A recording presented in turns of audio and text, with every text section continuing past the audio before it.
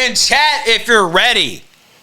Are you ready to hear from RPG after almost a year of silence? Everybody's wanted to hear from him. The lovers, the haters, the Ralpha males, the Feaser heads, they've all wanted this. And you're getting it live right now on the motherfucking Killstream.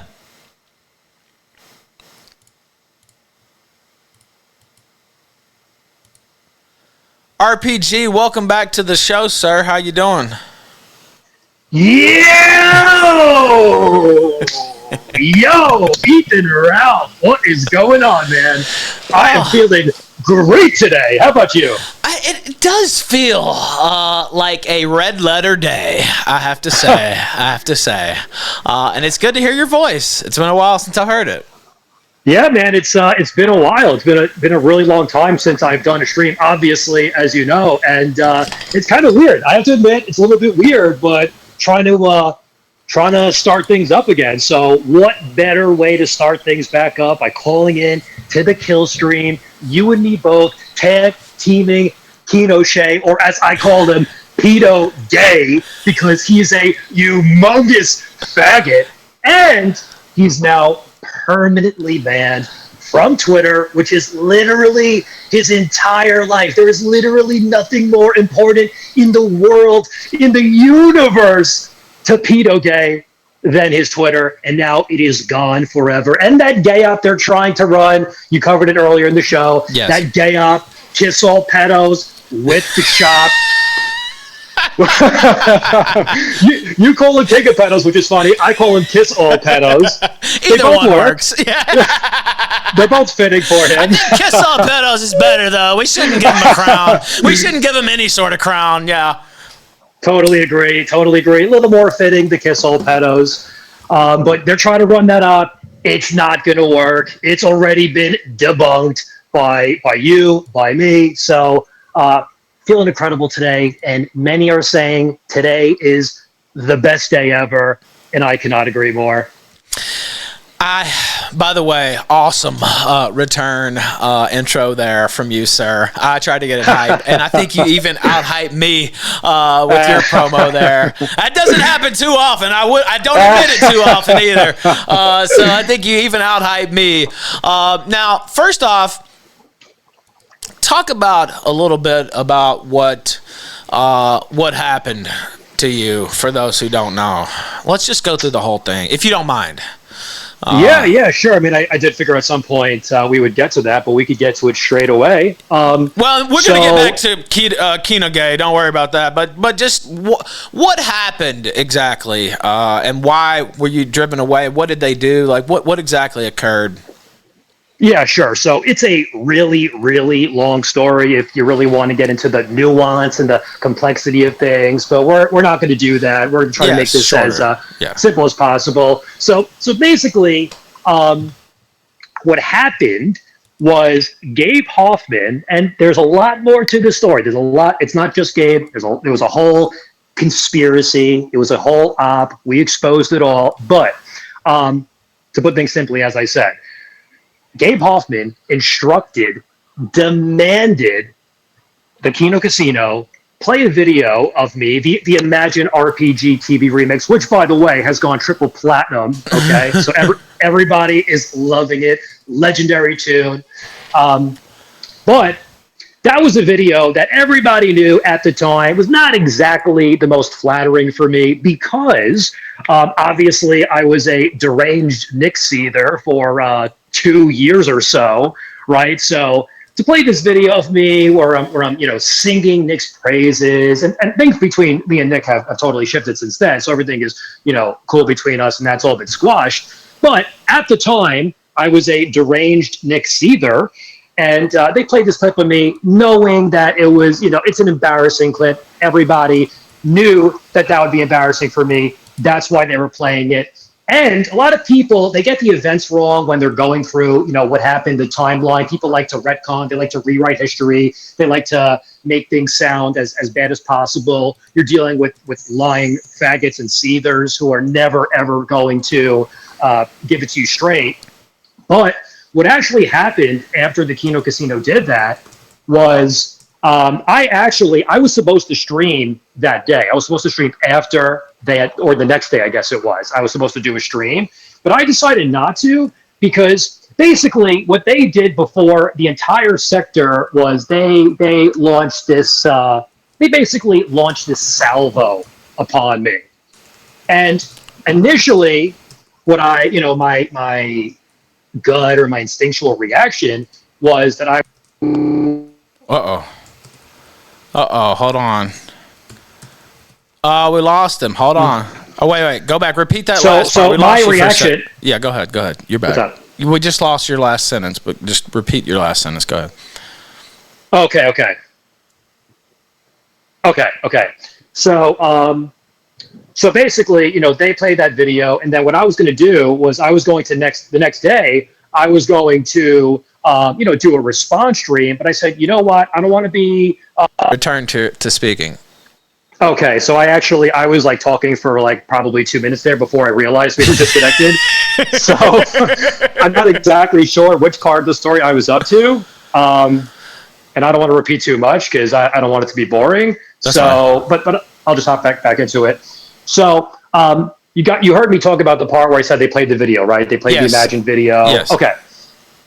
Which Gabe Hoffman instructed them to do because Gabe Hoffman, basically with Gabe, he found out through one of the A-logs that, I didn't like him. I wanted nothing to do with him. Like even as an A-log, I wanted nothing to do with him just because like he's like one of the last people in the sector that anybody wants to associate with. Like even though I was a Nick Seether, being associated with Gabe Hoffman is just like horrendous optics, and there's nothing likable about the guy at all. He's totally cringe. He's a complete faggot and loser. So he wanted to get revenge on me, and he was using his proxies to do so, Kino Casino being one of his proxies. So they played this video knowing that it wouldn't be flattering for me as a Nick Seether. Okay, so the next day I was supposed to do a stream, but I didn't do the stream because I was like, you know what? I don't know if this is going to be like a sustained attack against me or if it was just a joke and everybody, they're just going to move on to like the next day's content. So I didn't do a stream because I wanted to take a wait and see approach. I wanted to see, okay, like what's their next move?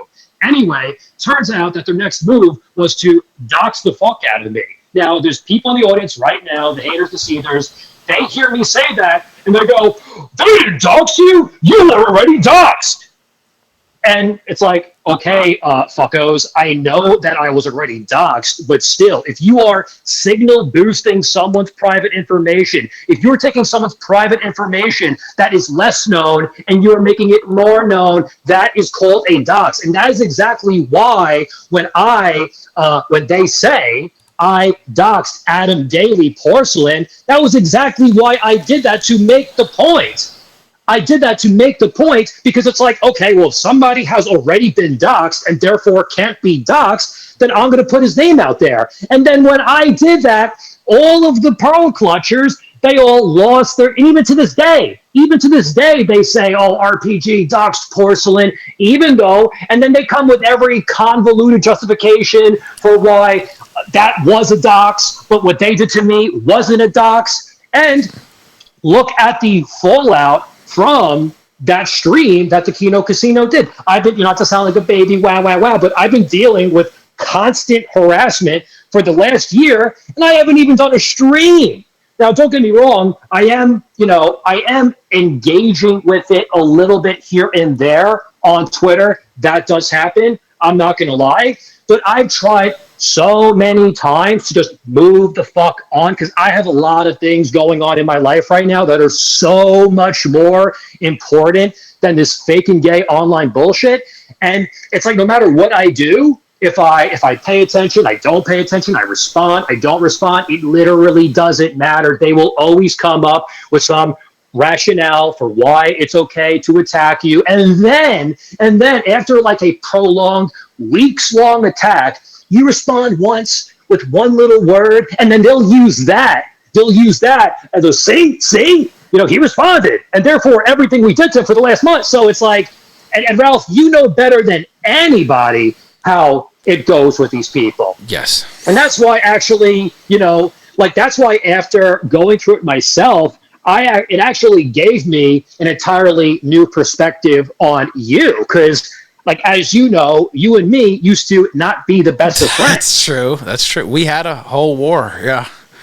We did, but we came out of it on the other side. We reconciled. We respect each other now, and honestly, I think it's fucking awesome. Now, you know, I know there's people out there who they want me to condemn you, and they want me to say, Ethan Ralph, you're a piece of shit, and you did this, and you did that. Now, look, here's the message that I have for those people. Is Ethan Ralph a perfect angel? No. But are you? Am I? Is anybody watching this stream, listening to the stream right now? Nobody's fucking perfect. If you put anybody under a microscope, you're going to find something. You're going to find something that you could criticize, that you can condemn. And so, you know, I'm not going to do any of that for these people. These people are the scum of the earth. You know better than anybody what these people are capable of. These are not the good guys. They have no moral high ground. And looking back in retrospect at everything, you know, you would say to me as one of the A-logs, you would say to Medicare, you would say, you know, to all the Kiwi Farms types. Back then, I was a deranged seether. So when you would say stuff like everything is fair game, I would be like, how can Ethan Ralph say that? This is appalling. How could he do that? This is against the rules, right? Because there's these sector rules that nobody.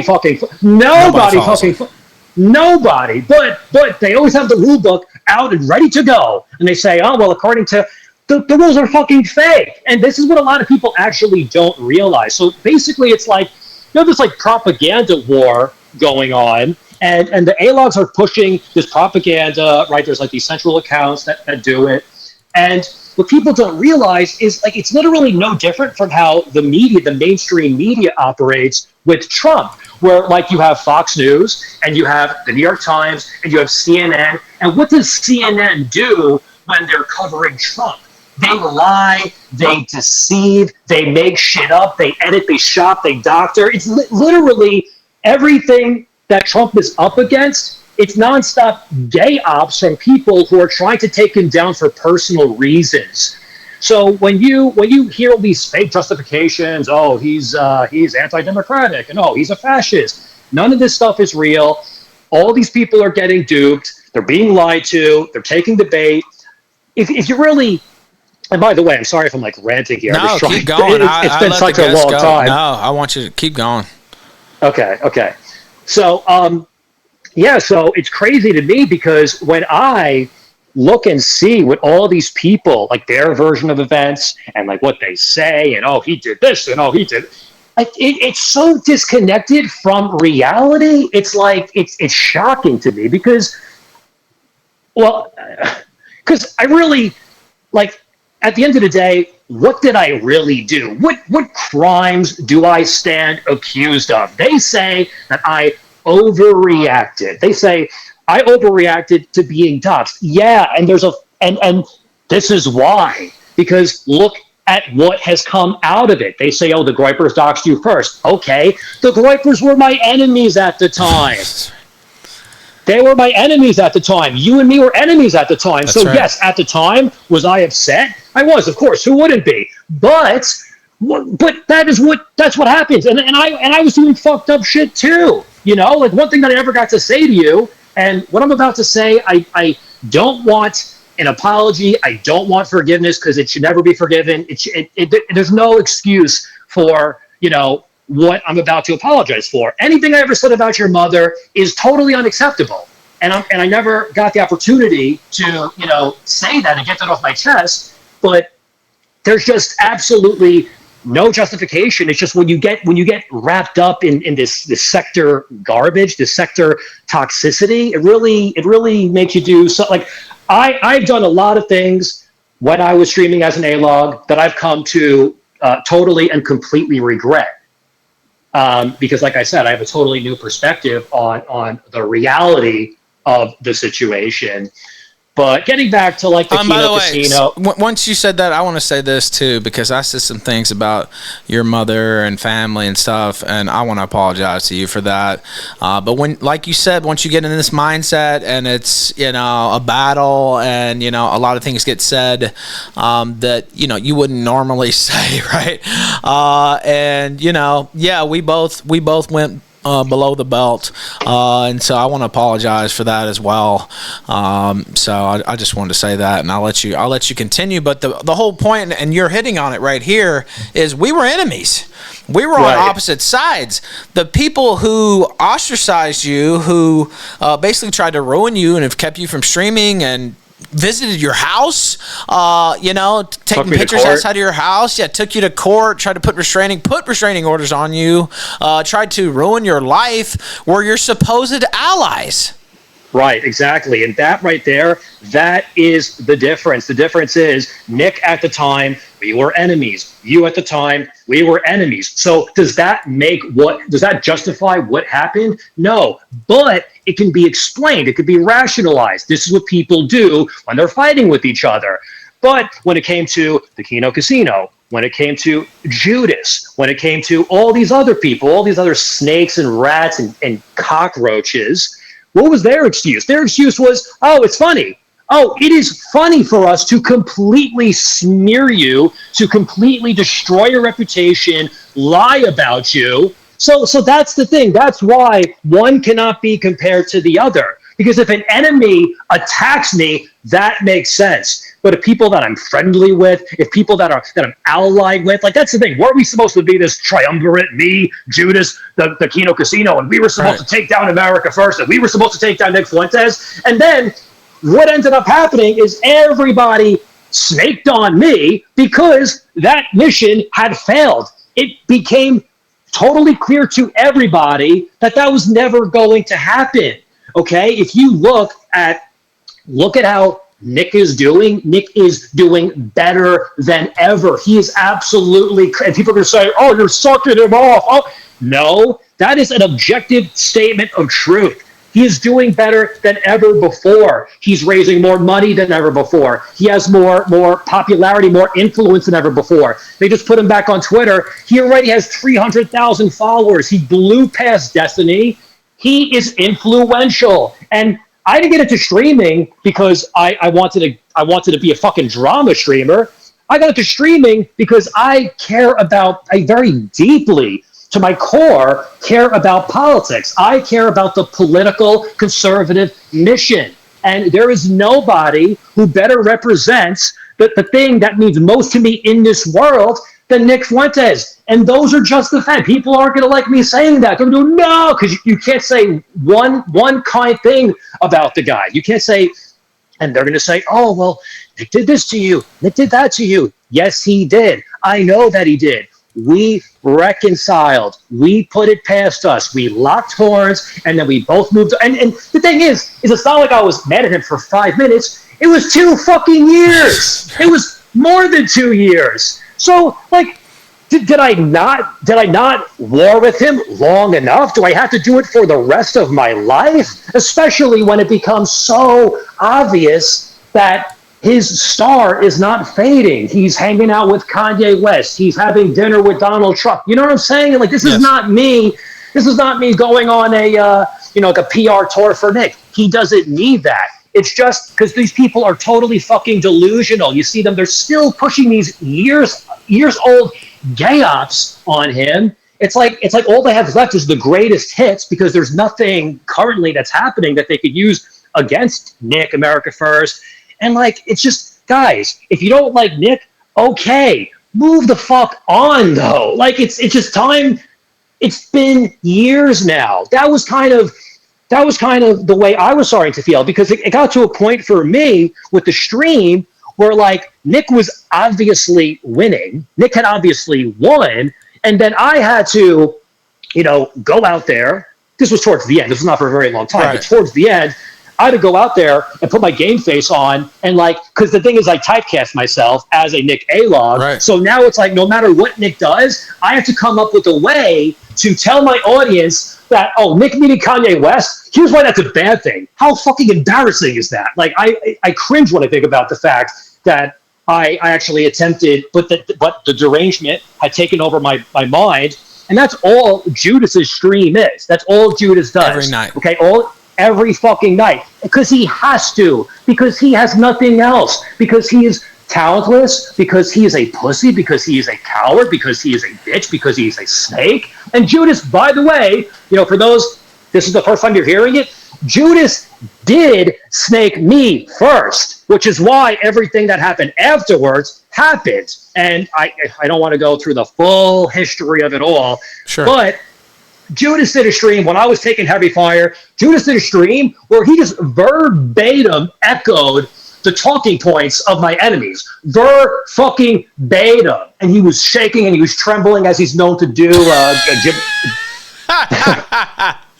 he did against Nick. We'll get to that in a minute too. But keep going. He got absolutely steamrolled by Nick in front of the whole fucking movement, the whole fucking sector. What an embarrassment. This is your moment.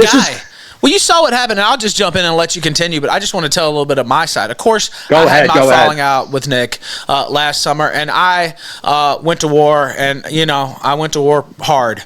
And looking back on it now, I see it as a mistake because I joined in league with a bunch of snakes, including Judas, and you saw how that ended with them stabbing me in the back and, trying to ruin me, right? And, I'm not trying to brag, but, I was putting in heavy work against America First for what I consider now to be trivial reasons, right? I just felt disrespected, and I had my personal life was falling apart, and I was kind of susceptible to a heel turn. You know what I mean? Right. And I went in, and they couldn't handle it because I was taking over the game, basically. And so they attacked Power Chat. They started attacking me. Oh, he's relapsed now. Let's make Ralph the content. And they basically broke the coalition that I had built. And then I realized these people are faggots. Why would I want to be on the same team as them? And then also, I haven't talked to Nick since everything happened. But, since Gaza especially, I don't feel any need to attack Nick Fuentes and make that my show. And, we align on more than we disagree, right? And exactly. And I don't have to do that. Like you said, that's not what I'm more talented than that. I don't have to be a professional Nick Seether. I can do interviews with people like you, and Patrick Howley's coming on later, and debates and stuff like that. I don't want to typecast myself as that. And also, I don't want to be doing the work of the Jewish Zionist Gabe Hoffman, who is the real brains behind the whole attack on Nick and funds the whole operation. Yep. And all that stuff. So I don't have an exact date planned yet for when I'm going to do my comeback stream, but I've been working on the show notes for that for a few months now, and people are going to be quite surprised when they see, the thing is, when you talk about conspiracies, everybody, they roll their eyes and they go, oh, here we go, RPG with a tinfoil. Oh, no, people really don't understand how deep this goes. It would blow their mind to see in all these streamers of Judas acts like, oh, I'm just this Judas. I'm just this, he just acts like he's like this totally defenseless. Oh, I'm just here. Like the guy, you wouldn't believe how much of a fucking snake scumbag this guy is behind the scenes. You wouldn't believe who he's worked with on this eternally failed, bro. I know you're listening right now. You will never, ever, if you spend every second for the rest of your life trying to stop Nick, you will never, ever, ever achieve that mission. So at this point, it's a grift. He knows that it's a grift, but that's what his audience pays him to see. Just like my audience, that's what they would pay me to see. They wanted to tune into my stream, and they wanted that confirmation, reassurance. They wanted me to say, guys, Nick is losing. By the way, because another thing I get accused of is, oh, you were just lying for 2 years. No, I wasn't. Now, there were certain things that I did lie about. For example, like the Mr. Krabs thing. That was probably the biggest one. Now, the reason why I chose to lie about that is because at the time when I was fighting with Nick, the Groypers America First, they were doing a lot of nasty things to me. They were spreading a lot of nasty lies about me. So, like that's the thing. That's how it goes. When two people are feuding, not both sides are completely 100% like people, and then people act like, "Oh my God, do you hear this? Oh my God, he said he lied." Yeah, they lied about me. They called me a Jewish Fed, and in response, I pushed the Mr. Krabs thing. Now, in my defense, I actually thought Mr. Krabs at first. I thought it was legit, and I even consulted somebody who I thought I could trust at the time, Nuke Telly, who goes by what's his name now, like Wu Kang Flu or something like that on X. He's deathly afraid of Groypers, by the way. Even on the other side, at first, I thought it was real. Because I was like, I don't know, this looks bad, And then, of course, it got debunked. We debunked it, basically, when I was on the other team. At first, even I was like, I don't know, maybe there is something here. I was in your same camp. I mean, I think out of all the ops ever pulled on Nick, I think that was the one that most people fell for because it looked like something, not even the porn part, but it looked like something that Nick, because he was doing at the time. He was doing screen records. Yes. There was the Kanye music. So, credit. I mean, I don't want to say credit because I'm not trying to compliment whoever did this. But out of all the ops that and this wasn't even an A-log, actually. Who did that? It wasn't even an A-log, so it's funny because all the A-loggery, as Pete O'Shea, the now permanently banned faggot, once put it. He said, I think that he's what did he say? Something about being like an expert in A-loggery. No, it was what was the quote? It was it's all about the A-logging for him. It's not about the content. It's not about he's like the professional A-log or whatever. Like it's all about the A-log. Not anymore. No, he isn't. That's right. But yeah, that's psychotic. But I mean, honestly, that's your life. The guy, it's funny because he's an absolute total loser. It's everything they say about me, everything they say about you. It's total projection. You're absolutely killing it. Me, not going to get into what I'm personally up to. I would love to, by the way. I would love to, but you can't because you know why I can't. Because anything good in your life, they'll try to ruin it. That's why you can't. And so I know. Yes. I know why you can't. And it's a shame. It's a shame too because when you're a streamer, when you're a content creator, you want part of the joy of being a streamer is sharing your life with your audience, with the people out there who don't hate your fucking guts for no reason. So, really it's a shame that it's gotten to the point for me where I can't even share, just basic moments of my life with the people who actually, do support me because anything I put out there, like you just said, they're gonna come after it. They're gonna try to destroy it. I think I was talking about Judas there, right? You know what it is? There's 1,000 different things that I'm trying to get off my chest right now because it's been almost an entire year since I streamed. So I'm sorry if I'm all over the place, but I'm just trying to hit all the points. No, keep hitting. I think. So Judas, I was saying how Judas is a complete. Oh yeah. So we're talking about Judas as a complete failure at life. And the thing is, as you know, Judas, he's gonna do a stream obviously in response to this, and he's gonna puff his chest out, and he's gonna act like he's a big tough guy, bro. We all saw you jittering Judy before the homosexual. You were confronted by a literal cocksucking homosexual, and you were trembling. We all saw that hand shaking. The guy was convulsing.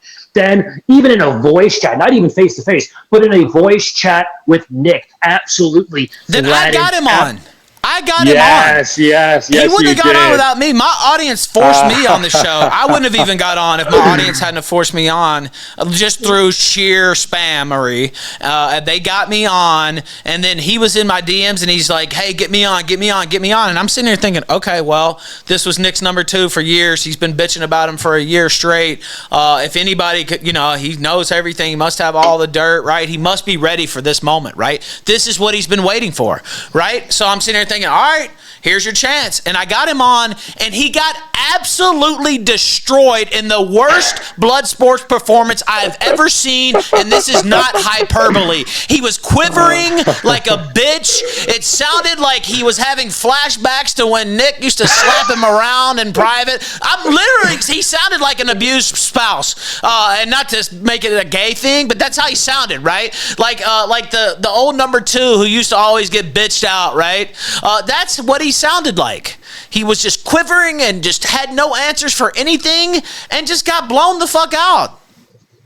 And that's the thing. You were setting him up for the moment of his A-logging career. For the win. I set him up for the biggest moment of his career. Yes. And that, without exaggeration, was supposed to be the biggest moment of his, because there's nothing in this guy's future. All he's going to do, what comes after Nick? What comes next? Nothing. This is what the audience that he has, this is what they pay him for. And it's actually kind of interesting, I think, for some people to probably hear my perspective on, how I was going about my streams towards the end when it became blatantly obvious that Nick had won, because that's what this is what everybody needs to understand. That's what Judas is doing right now, every night before, and that's why he barely streams anymore. By the way, Judas, I don't watch your streams. I've not watched literally, and I know they're going to say Cap, literally, I've not watched one single second of any of your streams since I stopped streaming, because why the fuck in the world would I ever waste my time doing such a thing? Never happened. Now, I do have people, obviously people tell me, oh, this person said this, this person said that. And that's the only way, that's the only reason why I know anything at all that's going on, because otherwise I'm working like 24/7, 7 days a week. I'm working around the clock, and but I do hop on Twitter. I take little breaks, 5-10 minute breaks here and there. People tell me, oh, this is what's going on here. So that's the only reason why I know at all. He's happening. Obsessed about you, and I see New Age in chat.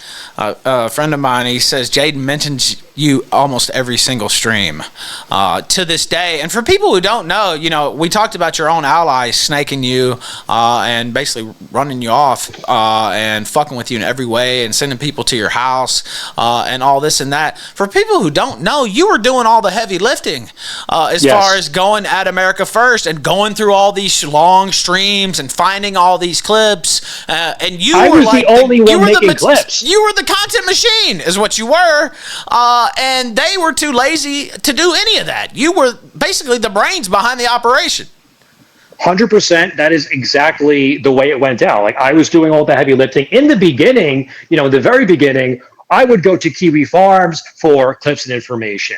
But then it got to the point where Kiwi Farm, like the whole Nick forum, it became a ghost town, and they weren't posting anything anymore. So it's like, okay, well, if I can't get the clips from there anymore, then I guess I'm going to have to do the legwork myself. So then I started watching all the shows. I started making all the clips. A bunch of my clips were spread around, went viral. Judas, I don't think Judas has ever made a clip once in his life. Ashton Parks doesn't know how to operate OBS still. After like how many years of streaming, doesn't know how to operate OBS. Well, he can't walk either. So yeah, that's true. That's true. He can't even stand. So OBS, forget about that. That's obviously an impossibility for him. But it is true that I was the one doing all the heavy lifting, and I also think that was a big part of it, at least for Ashton Parks of the Kino Casino. I think that was a big part of it, is I think he saw like the recognition and attention that I was starting to get. He saw his absolute idol and hero, Medicare, in my chats. Medicare was super chatting me. So I think, Ashton Parks has burned every bridge he's ever established with anybody. The guy is just a total fucking vile scumbag. He can't maintain friendships with anybody. Everybody saw what he did to Surf. Everybody saw what he's done to everybody. It's actually, if Worski wasn't a total fucking moron, it would have already happened to him too. But, it will, by the way. It will, 100%, 100%. Well, the thing is, until he can find somebody else to press start on OBS, Tartsky is going to be, he's going to have some usefulness up until that moment. But so with Kino Casino, or Ashton Parks specifically, I think, and he's the one who got the call, and Worski admitted this on air, and we played the clip that Gabe Hoffman literally gave him the order to go after you. And we played the clip, and Warski's dumbass admitted it on air, and then Ashton's immediately trying to shut him up, but it was too late. And he admitted that Hoffman set them on you through Ashton Parks. He admitted that on air. Warski admitted that. Yes, that's a fact. You've exposed it. I've exposed it. We have the clip. It's absolutely irrefutable. Warski on tape admitting that the reason why they attacked me in the first place is because Gabe Hoffman told them to do so. This is not a made-up conspiracy theory. This is not me freaking out. That's actually what happened. And why do all these people, by the way, why do they all run cover for that? Once again, we were allies. We were this triumvirate. We were going to take down America first. Why is everybody in the sector okay with the fact that Kino Casino, they launched this attack on me totally unprovoked? Well, actually, so let's speak on that for a second, because the retcon that Ashton Parks came up with to justify everything they did to me in the subsequent months following that incident, Ashton Parks claimed the reason why they played that clip isn't because Gabe Hoffman told them to do so, even though we have it on tape that that's the reason why they did it. So this is bullshit.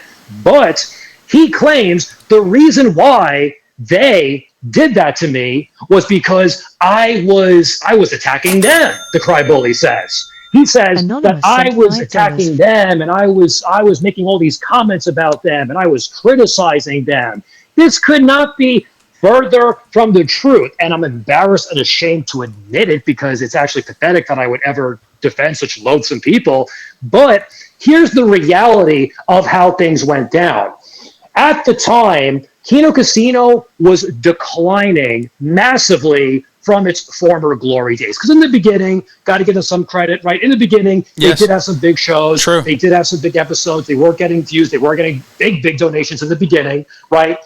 But then, after that early success, clearly it got to their heads. And from that point on, they were just on cruise control. And they were canceling show after show after show, right? They just kept canceling shows. They kept making excuses. Warski would always say, "Oh, we're working on this big super show, guys. The reason why we're canceling tonight's show is because we're watching on this super episode. We're working on the super episode of the casino, and we're going to be doing the production for that."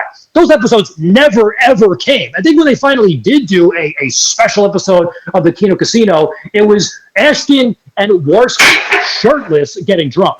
That was the special. That was the special episode of Kino Casino that everybody was anticipating for months. And that was the reason why they had to cancel 20 shows in like a 2-month span, so that they could get drunk and eat pizza shirtless together. So their star was obviously declining. And like I said multiple times now, there was like this triumvirate between me, Judas, Kino Casino. So there was a lot of overlap between our audiences, right? People would watch me, and then they would watch Judas, and then they would watch the Kino Casino. And I was kind of like, I was the smallest of the three. So if Kino Casino was live, people would go watch them instead. That's just the way it works, right? Yes. So, but Kino Casino, they were canceling almost every show. They were canceling week after week, day after day. So what happened was people would often come into my chat, people that were regular viewers, but also viewers of their show, would come into my chat, and they would voice their disappointment in the Kino Casino with me. And if you could find any of this footage, I doubt they'll put it out there because it exonerates me. But if you could find any of this footage, whenever I would respond to this, I would always take like this, give them the benefit of the doubt approach. Or I'd say, "Oh, well, guys, remember that they said they're working on that special episode." And so I would always come, because that's what you're supposed to do when you are friendly with somebody, when you're allied with someone, right? Like, you don't say, "Yeah, they're really, blowing this off." No, you come up with excuses. You can't try to defend them. They're supposed to be on your team, right? Yeah, I'm the same way, right? Like, you're not going to throw them under the bus, right? Right, it's a totally normal thing. So, but the thing is, it was so apparent that they were slacking off that what I would do, and by the way, I did not even know that they were like watching my streams at the time. I didn't know that they were listening to what I was saying. Apparently they were.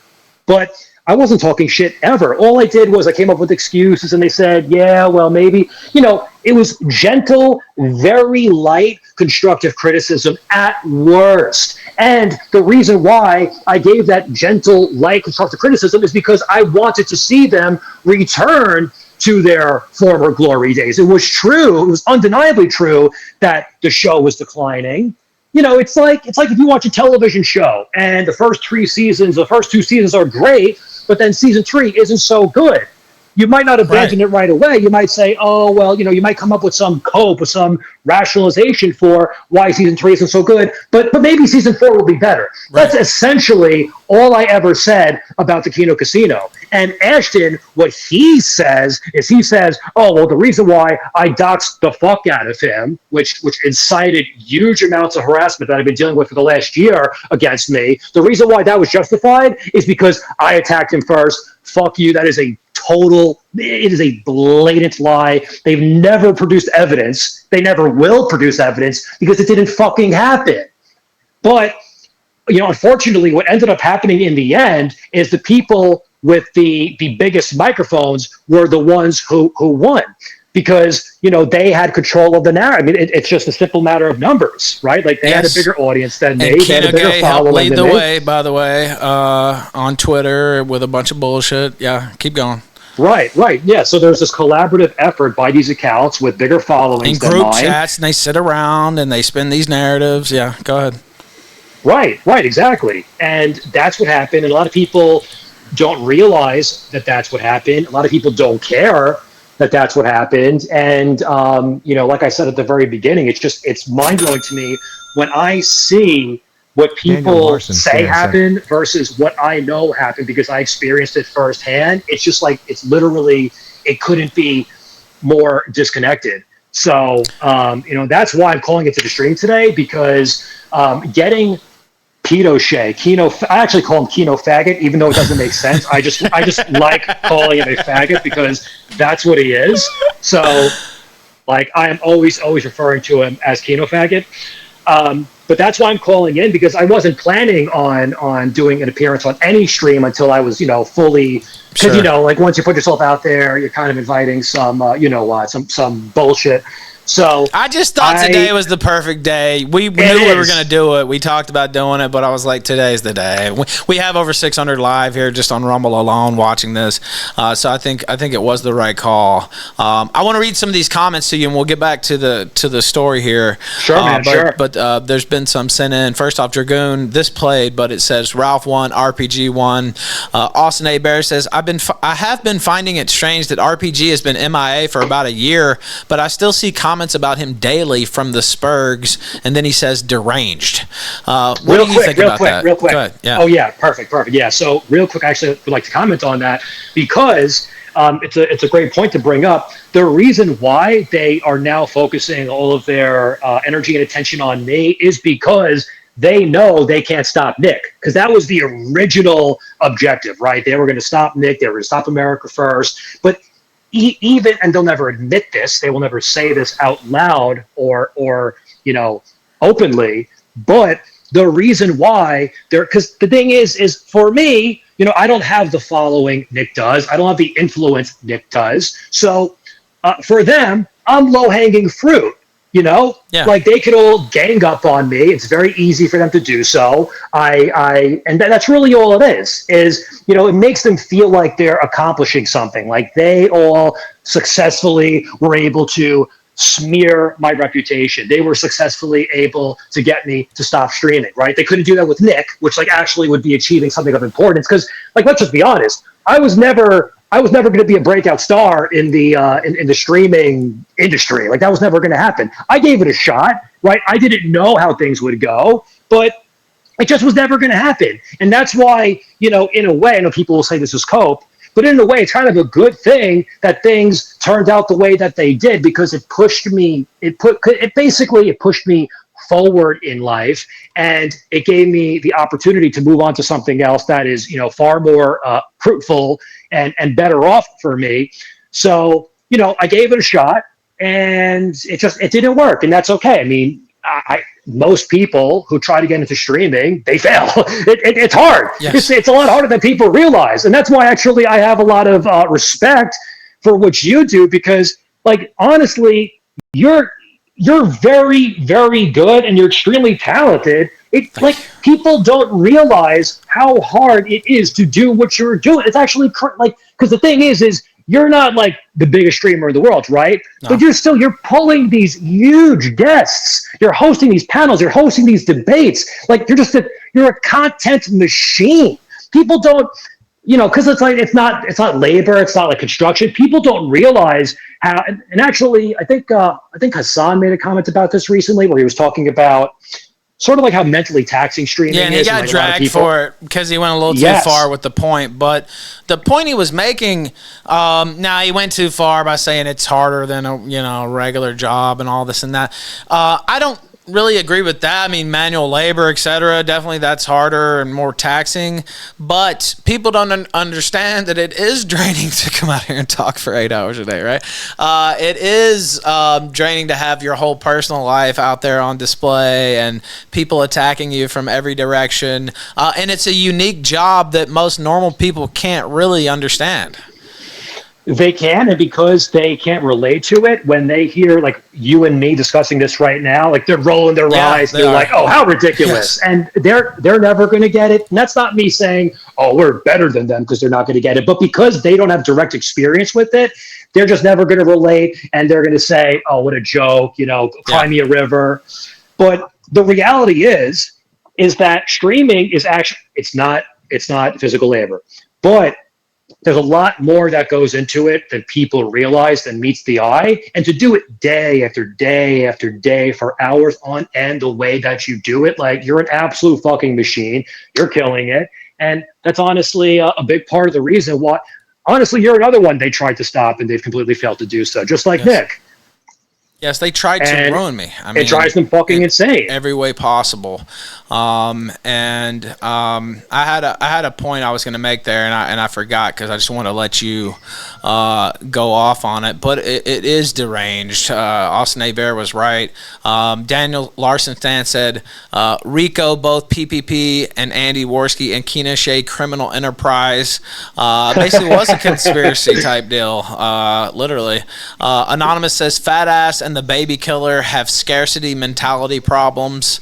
I would agree with that as well. Definitely. And Daniel Larson. Real quick, can I comment on that? Sure. So the thing is the way I always viewed the situation between me, Judas, and Kino Casino, I thought, because the sector isn't very large, but at the same time, I think that there's enough to go around, everybody can eat at the end of the day. There's enough of an audience out there. Like, it's not like that was the way I viewed it. I viewed it that we could all share and everybody would be fine. And I never viewed, either Judas or Kino Casino with animosity. There was never any envy there. It's not like, oh, they have more viewers than me and like that was upset. No, like I was a total team player. And so but the thing with Ashton is the complete opposite, where he's a deeply jealous, deeply envious person. And the guy, he's a real fucking mess. He's got a lot of problems. But at the same time, it's hard to feel bad for somebody who has a lot of problems when they do the things that he has done. So he'll get his. I don't even have to, I don't have to clap back. I don't have to do shit. He'll get his just the way that Pete O'Shea got his too. So all these people will. All these people will. They will. I agree with that. And it's going to be a beautiful day. And I see Daniel Larson saying, by the way, send in any more questions, anything else. Daniel Larson said, Ted, thoughts on big tech? Complete and total faggot. Wife beater. Proven wife beater. I'm not going to say anything else. He's a total bitch. I think that was very succinct. I mean, the guy. Okay, I'm gonna say a little bit more. The guy, like, fuck him. Not important. Fair enough, and that's kind of the stance I took because he thrives on any type of attention, and so that's why I ignore him myself. But now, so Keena Shea himself, that's what got you to call in today. Yes, Getting him kicked off. What Twitter. a glorious day. What a absolutely glorious day. What was your initial reaction when you got the email that they took him out? Well, so real quick before I get to that, I would just kind of like to cover the way it went down. Okay, keep going. Yeah, keep going. Well, the way it went down with the Keeno Shea band. So what happened was, yesterday I was in the middle of something and like I was just not online at all. But my phone lights up. I see Ethan Ralph in the DMs, and I'm like, it's Ethan Ralph. You gotta respond to that. So so I take a look, and by the way, this is not me snitching on you. This is me giving I want you to have credit for this. I want both of us to hold this trophy up high and claim this Shaq and as Kobe, ours. baby. Yep, that's right. Yeah, baby. So so you hit me up and you let me know, hey, by the way, you could possibly report this for impersonation. And as soon as I saw that, boom, I took action immediately because I'm thinking you don't want too much time to pass. Maybe he'll realize that he's in violation of the rules. Maybe he'll actually add parody to his name, which he didn't do, didn't add it to his name, didn't add it to the bio. And as Ralph pointed out, even if he did add it to the bio, it still wouldn't have mattered because it's got to be in the name. Right. So as soon as I saw that DM, leapt into action. And, I sent Twitter my government identification. They were immediately able to detect that this account was fraudulent, that Keeno Shea was indeed impersonating me, and they blew him the fuck out. And he lost the can you imagine what he's going through right now? It is not an exaggeration. Literally, it's not an exaggeration at all. Right now, I'm surprised. Not that I wanted to do this, TOS, but I'm surprised he hasn't blown his brains out yet. This is, without joke or exaggeration, the most important, the only thing in his life, the only thing that he has in his favela down in South America. This is it.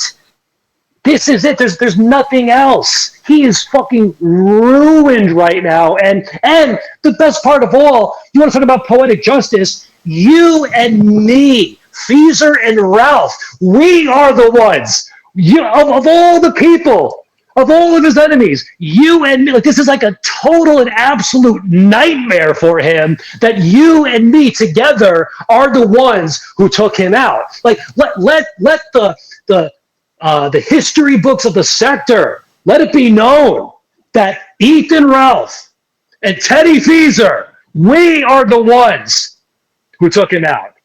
That feels great to say. It's poetic justice. It really is. It's poetic justice. It couldn't be more perfect. And like you with the alley-oop, me with the slam dunk. That's right. Breaking the backboard. Old school 90s style when the backboard used to actually break. Yeah, that's right. NBA Jam, backboard breaking on that bitch. Also, there's another super chat coming in. Anonymous sent $50 07 RPG. Hold on. By the way, guys, get those super chats in. Get them in. You got it. Ralph was the only person in the sector who could get me to do a stream today. So you got to support this man. Get those super chats in. Thank you. And I'll first off, Clutch sent this in, and then I'll play that one over the top since it was a 50 spot. Clutch says, I think I know the answer to this, but would you ever be willing to squash the beef with Big Tech? I think I know the answer already there, but you can answer that if you'd like. The thing with Big Tech is I already tried to squash, so we had beef. The way our relationship started with Big Tech was beef. That's how it started. Then we reconciled, or so I thought, but the guy is such a humongous dickhead and cocksucker that he decided to, gang up with the faggots. And, he was one of the many who dogpiled and bandwagoned against me. So the thing is it's like, fool me once, shame on you. Fool me twice, shame on me. I already got fooled once with him. I will not get fooled twice. And Mike Lowry, which is his real name, by the way, Mike Lowry can go fuck himself. Because there was the thing with him is we were cool. Like you and me, right? We had beef. We made amends. Things are cool with us. And I don't see that changing. With Big Tech Mike Lowry, things were cool. I thought we were good. And then all of a sudden, he, like everybody else, he decides to snake. He wanted to he wanted to snake. He wanted to be a turncoat. He might be the biggest snake around, actually, because I made up with him He's twice. up there. Maybe other than Judas. But, like, he is definitely up there because the same thing happened to me. I made up with him twice, and then when it's convenient or he feels like there's an opening, he just totally switches up, and that's why I would never make amends with him either, because he's a snake. He's a weird guy. He's, like, addicted to destroying, like, he has like a pathological inclination to, like, I think he likes the chaos. Yeah. Like, so I think even if it results in like the destruction of a relationship or a friendship, I think that he prefers the chaos to that, like, I don't know, like the stability of a friendship with somebody. I don't know, but that's the impression that I get. He's got some mental problems. I'll play this over the top and just wait 1 second because of 50 spot. Sure. And thank you for that, Anonymous. Anonymous sent $50 07 RPG. Much respect and good to hear you on talk about this on stream after all this time. Only on the Killstream, baby. Godspeed. And I'll read it to you. He said, 07 RPG, much respect and good to hear you talk about this, all this on the stream, all about this on stream after all this time, only on the Killstream, baby. Godspeed. And thank you for that. If you have any more questions, send those in. And I'm trying to think of some stuff that we might not have covered, but I wanted to talk about them actually sending that guy to your house and taking it to that level. And they did the same thing to me, by the way, which is one reason I moved to Mexico. They don't do that now. But they actually sent somebody to your house to fuck with you. Like, that was the level of fuckery they were on, and they played it on their show and celebrated it like it was some great thing, by the way. No, that's something else. It's a great point to touch on, because one thing that they said a lot over the last year is, oh, it's just jokes, we're just laughing online, ha ha, he, oh, RPG can't take a joke. And the thing about that, the point that I always make because I can take a joke. I laugh at myself all the time. I get it. I'm a funny, goofy, silly person. So it's like, I'm not like that. I'm not oblivious to that. I know who I am. I'm cool with who I am. And like, these people, they're attacking me with all this bullshit. They think that, oh, he can't take a joke.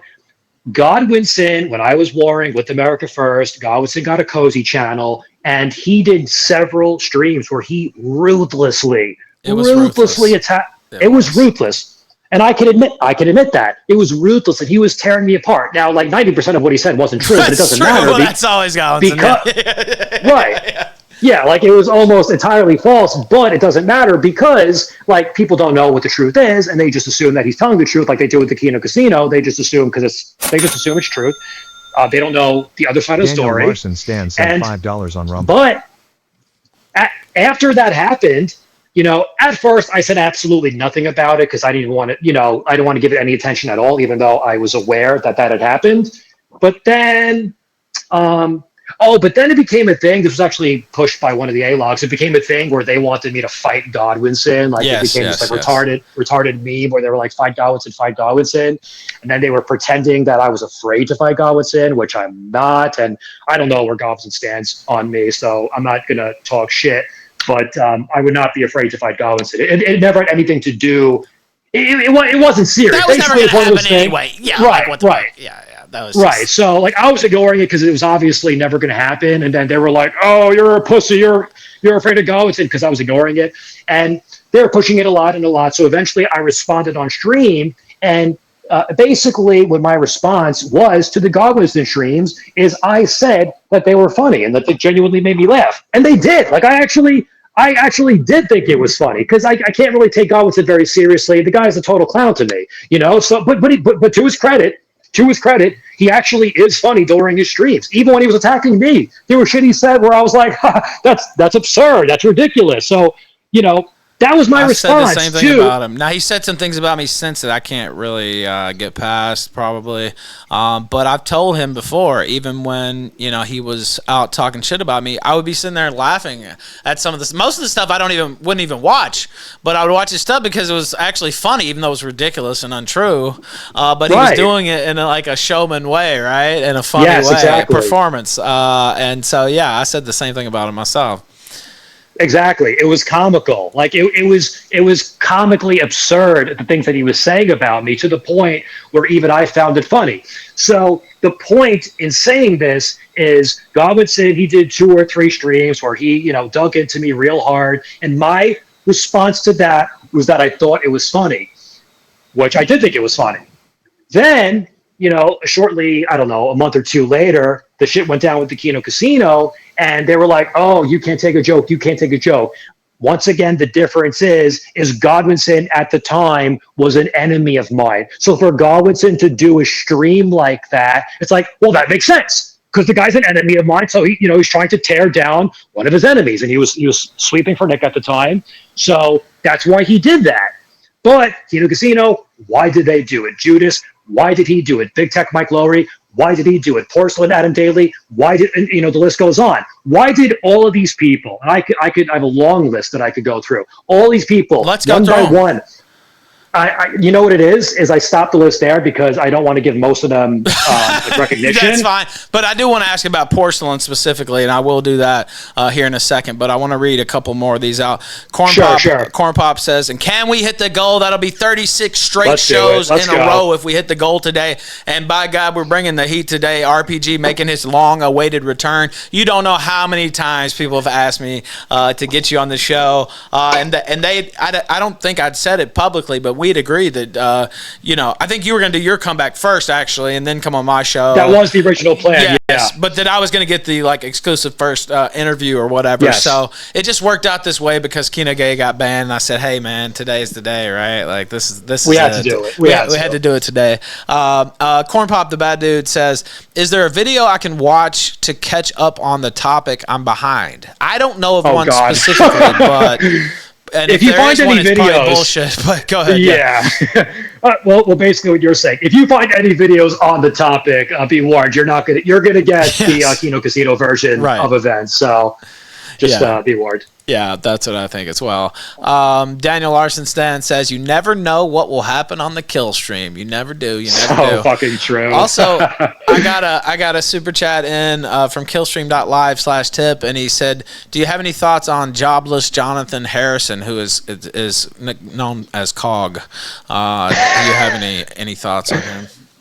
Yeah, I'll comment on him quick. So the thing with Cog is I really never had too many thoughts about him. Like throughout my entire career, which sounds cringe to say, as an A-log, the guy was just never on my radar. He was never very relevant to me. I know that some people in my audience, very few, did actually watch his streams, but he just never seemed relevant enough to pay attention to. So I never really knew that much about him.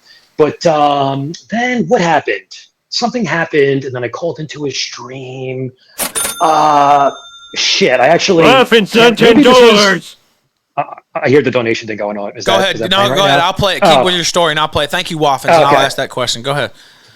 Okay, so I think this was... I'm kind of forgetting why. For some reason, I called into a stream.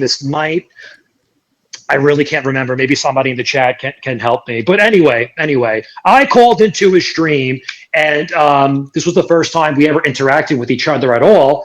And we had what I thought was a good and jovial conversation with one another. So from that point, I thought, okay, he seems all right. And then, 3 days later, he was on the bandwagon with all the faggots, and he was, spreading all the lies and smears. So I was just like, what the fuck is wrong with this guy? So it's another situation where you think you're cool with somebody, and then they just stab you in the back 5 seconds later because they're all fucking scumbags. And so I never really thought much about him. We had a conversation. I thought we were civil with one another, and then he just flipped 3 days later. That's the story there. Yeah, common story with him. I think you saw what I did to him over the last month or two, and oh yeah, you've been absolutely dragging him through the meat grinder. And I do have to say, when it comes to all that, like I'm not super closely paying attention to it, Sure. but I do see it in the timeline. Obviously, I have seen those ghastly images of his wife, and I have to say, fuck you, Cog. Like, you wanted to join the bandwagon. That all of these people, man, all of these people, when they get their just desserts, I am lapping it up. I am lapping up the just desserts because all of them deserve it. Because I never did anything wrong to any of these people. It's not in my nature. It's not the kind of guy I am. I will never be the first to turn. I will never be the first to flip. If you respect me, if you do right by me, I do right by you. That is my code. That is my ethical code. That's how I operate. So, yeah. So when I see these things happen to these people who came for me for literally no fucking reason, you got what you fucking deserve. 700 live here just on Rumble alone on the Killstream RPG's return. Let me ask you about porcelain. Also, Waffen sent in a Korean street food video. I may put that on in the background, but I can't play the sound, Waffens, because this is like a big exclusive. It'd be kind of weird to have it on in the background, but maybe I will. Maybe I will do that. And thank you, Waffens. Good to see you. What are your thoughts on porcelain? Yes. Dixie Sure. And how did that even start? So this was the second stream that the Kino Casino did attacking me. This was the day when they started to name dox me. And basically, they were like encouraging everybody in their chat to, also spam my name docs, and they were having the time of their lives, just spamming the fuck out of my name, making sure it was as public and known as possible. Which, as you can imagine, I did not find extremely amusing, because the thing about putting someone's name out there, it's pretty fucking obvious. But like, if you put someone's name out there, that's the key to everything else. Yes. So some of these idiots might say, oh, it's just your name. What's the big deal? Yeah, the name literally leads to every other piece of information about a person, especially when your name isn't Mike Jones. When your name isn't... Right, it's just pretty unique. Yes. Yeah, when your name is pretty unique, it leads to everything else, and it has, as everybody has seen by now. So that's the reason why I, quote-unquote, overreacted. But anyway, so... I did not watch that stream live. I don't know. Maybe I watched some of the replay. But I saw in the chat none other than Porcelain, real name Adam Daly. That is his real name, Adam Daly. And I'm repeating it because he says it's very funny when you put someone's name out there. So that's what I'm doing. Adam Daly Porcelain. He was in the chat, and once again, I feel like I'm saying the same thing over and over now, but with Adam Daly, it's somebody that I thought that I was cool with, that I thought that I was friendly with, that I thought that I was, like these people that you just would never expect them to be so treacherous, to be such snakes. Let me give an example. So let's say, at the time I was in Nick A-Log, let's say Nick was doing a stream where Nick was doxing Porcelain, Adam Daly, right? And he was getting his entire chat to say, Adam Daly, Adam Daly, Adam Daly, right? My response, my reaction to that would not be to hop into chat and join all the others in spamming his name, because that would not be a friendly or kind action. I should not have to explain any of this to anybody, but with all the gaslighting out there, apparently I do, so I will, right? So that would not be a friendly thing to do, especially since everybody knows how important anonymity is in this sphere. Everybody knows that. Everybody understands it. Anonymity, super important, especially when you're political, and especially, when you're conservative, when you're a dissident, when you're racist, when you're sexist, when you're all these things. Anonymity, pretty important.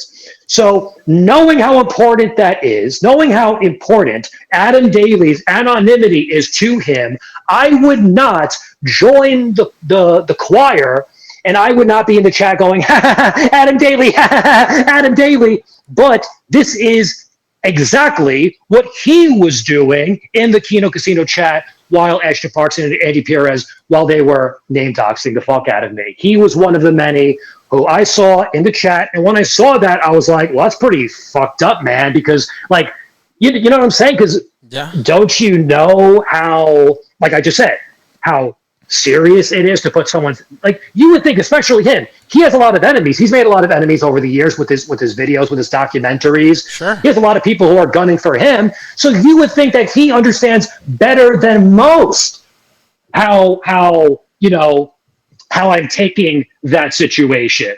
But he had no regard at all for what I was dealing with in that moment. So what did he do? Like the rest of them, he joined in and he was spamming my name in the chat. Spamming my name in the chat. So when I saw that, I was like, okay, you want to spam my name in the chat? I DM'd him and I went berserk on him. You know, he thinks that's like an own that I fucking went berserk on him. I read that shit on stream. I wasn't embarrassed. I didn't try to hide it.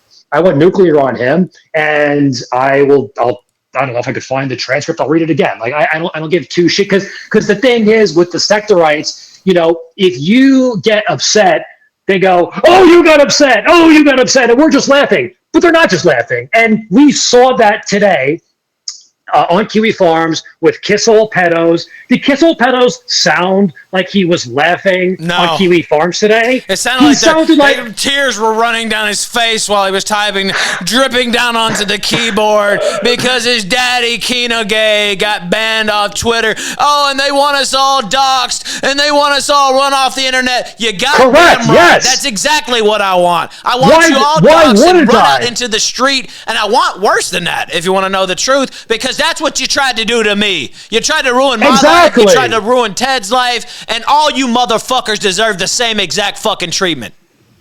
Exactly. It's tit for tat. Like, these people, they can do anything they want. They can do anything they want to you. They could try to completely destroy your life in every which way possible, destroy your reputation, smear you because it's funny to them. Right? They could do anything they want. They could dox your family. They could do it all. But then if you do exactly back to them what they did to you first, they did it first. Like, why am I doing these things? Why are you doing these things? They did it first. So, okay, if you're going to do that to me, then I'm going to do it back to you. And I don't want to hear no, you can't do that to us. Only we can do that to you. It says right here in the rules we made up. Fuck you. Fuck your rules. We don't play by the rules. That's why they hate us. That is the reason why they hate us, is because we don't bend the knee, we don't submit, we don't surrender, we don't apologize. I'll apologize if I got something wrong. I will apologize. I will 100% own anything that I got wrong. But throughout all of this, what did I do wrong? Absolutely fucking nothing. And getting back to Porcelain Adam Daly, so he was in the chat spamming my name, and it's like, bro, seriously? Like, really? Like, that's fucked up. You understand that's fucked up, right? And then he tried to do this, he tried to be sly about it. He tried to be, aloof, the Medicare bullshit. Oh, I don't see what whatever the fuck he said. He just totally went mask off, and he was like, oh, you're making a big deal out of this, blah, blah, blah. So I was like, oh, I'm making a big deal out of this? Is that so? Okay. Well, since you don't consider this doxing, now it's time to take your fucking medicine. So what I did was I did a little bit of digging on my own, and it didn't take very long before I came across his legal name, which is Adam Daly. And by the way, I think we have even more than that, but I'm saving that for a rainy day. Just putting that out there. I think we have it all, but we're saving that for later. There's going to be a lot of rain this summer, Ted. Just to let That's you know. what I'm hearing. Yeah, there's going to be a lot of rain. But continue on with your. Normally not looking forward to rain, but in this case, very much looking forward to the storm. So, so I was like, okay, well, if it's not doxing, and all of these people, all of my newfound enemies, they're all saying I'm overreacting and it wasn't a dox because I was already doxed. Okay, well, Adam Daly, he was also already doxed, which means by their own logic, by their own rules, which I'm following to the T. These are not my rules. These are your rules. You tell me what the rules are and I shall abide. And that is the only thing I did. So what did I do? I found his name and I put it out there and I said, ha ha, isn't that funny? Because you guys said it was funny when you did it to me. So I did it back. Hey guys, why aren't you laughing? And all of a sudden, everyone is going, oh my God, all the people that had just, put everything possible out there on me, their reaction to this was, oh, you doxed him. RPG is a doxer. He's doxing. And it's like, okay, so these people are just, they're just like, this is how they operate, and this is what people need to understand is everything they accuse you of, not only are they guilty of it, they did it first. They wrote the rules. They wrote the rules that they don't follow. Yes. So when people see our response to provocation, they need to understand, why are we doing these things? Why are we responding? We are responding in kind. That's right. We are responding in kind. And those are the rules that I play by. If you're going to do something to me, you have now given me full justification and full permission to do it exactly back to you. Another point real quick I want to make here is, they're talking about, oh, you doxed Adam Daly. Another thing, especially right now with Kino Faggot, is, oh, RPG's a flagger. Are you fucking kidding me? Dude, I have a screenshot of him trying to flag me off Kick, and they did flag me off Kick, actually. So anyway, that's bullshit. But go ahead. I just wanted to point that out. All of these people, there's a fucking encyclopedia on all the bullshit, on all the gay ops, on all the takedown attempts, on all the smears and the lies and the Like, are you fucking joking me? What was your reaction to pedophile Victor Sharp dragging me into court because he said that I was threatening to murder him? No such thing ever happened. Judas was going to testify against me in court. He was going to stand up. He was going to turn states against you. Are you serious? I swear to God, I swear on my life, I swear on everything in the world. The judge said to me, this motherfucker was going to go into court and testify that you threatened to kill Victor Sharp? He was going to testify. He was going to state before a judge that I was a legitimate and credible threat to Victor Sharp's life. Christ. He was on a Zoom call, and they were going to bring him in if it went to trial. It didn't go to trial because I was able to negotiate it down to a no contact order. And at that point, I was like, okay, a no contact order for 6 months. I don't want to fucking contact this guy. I wasn't contacting this guy. I don't want to contact. I want nothing to do with him. He's a fucking freak. I never wanted anything to do with him. The only reason why I ever let him in the RPG community was because Judas was the one who told me, oh, no, he's good. Like, that's the thing. Judas was the one who told me that. And at the time, the Groypers were totally slandering me. Yeah. So everything that they were saying about Victor Sharp, I assumed was also slander. I never looked into it because I'm like, okay, well, I know that everything the Groypers say about me is totally fake. So, everything they say about Judas, everything they say about, I was under the assumption if they're lying about me, they must be lying about him too. But then afterwards, after everything went down, I actually looked into it. I looked into the Lavrov Groyper thread. People need to say, I know it's been covered multiple times by now. I'm pretty sure you covered it yourself. Yes. But, and then the cope is, oh, that wasn't him. That wasn't him. That was his ex-girlfriend. What? His ex-girlfriend was pretending to be a faggot? Who believes this? Who the hell? You need to get your do you have brain cells? I was actually the original one to cover this, actually, yes. I had a whole dossier pass along, and that was his excuse, yes. That it was his girlfriend. To this day, they push that shit. They say, oh, his ex-girlfriend was crazy, and his ex-girlfriend was pretending to be a male homosexual under her boyfriend's. Like, what? How was this even ever said and expected to be taken seriously? So, and then Judas also told me that it was debunked. He said it got debunked on Kiwi Farm, so, nothing to see here. Don't look into it.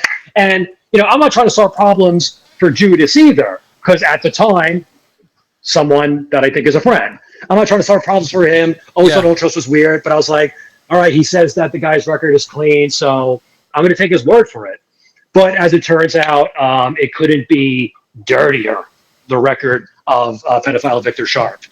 And as far as the Kiwi Farms debunk is concerned, this is actually, I'm not going to give too much away here because this is going to be one of the central focuses of my return stream. But the Ultros debunk on Kiwi Farms is an op. It's a total op, and it was posted by, I swear to God, a literal card-carrying communist, like an actual radical leftist. I'm going to totally expose this person. I'm going to totally expose the op there. But yeah, so this debunk that Judas likes to cite, Judas, actually, Victor Sharp, he was the one who told her what to write. They were in communication with each other. So is this credible? Not at all. And that was something that I exposed when there was the Victor Sharp files. That was all put out there. So I'm not making any of this shit up. That is exactly what happened. Victor Sharp was in communication with this Kiwi farmer, and she just his alibi. She just posted it. No. with zero critical lens. She just put it out there because they're all working together on this stuff.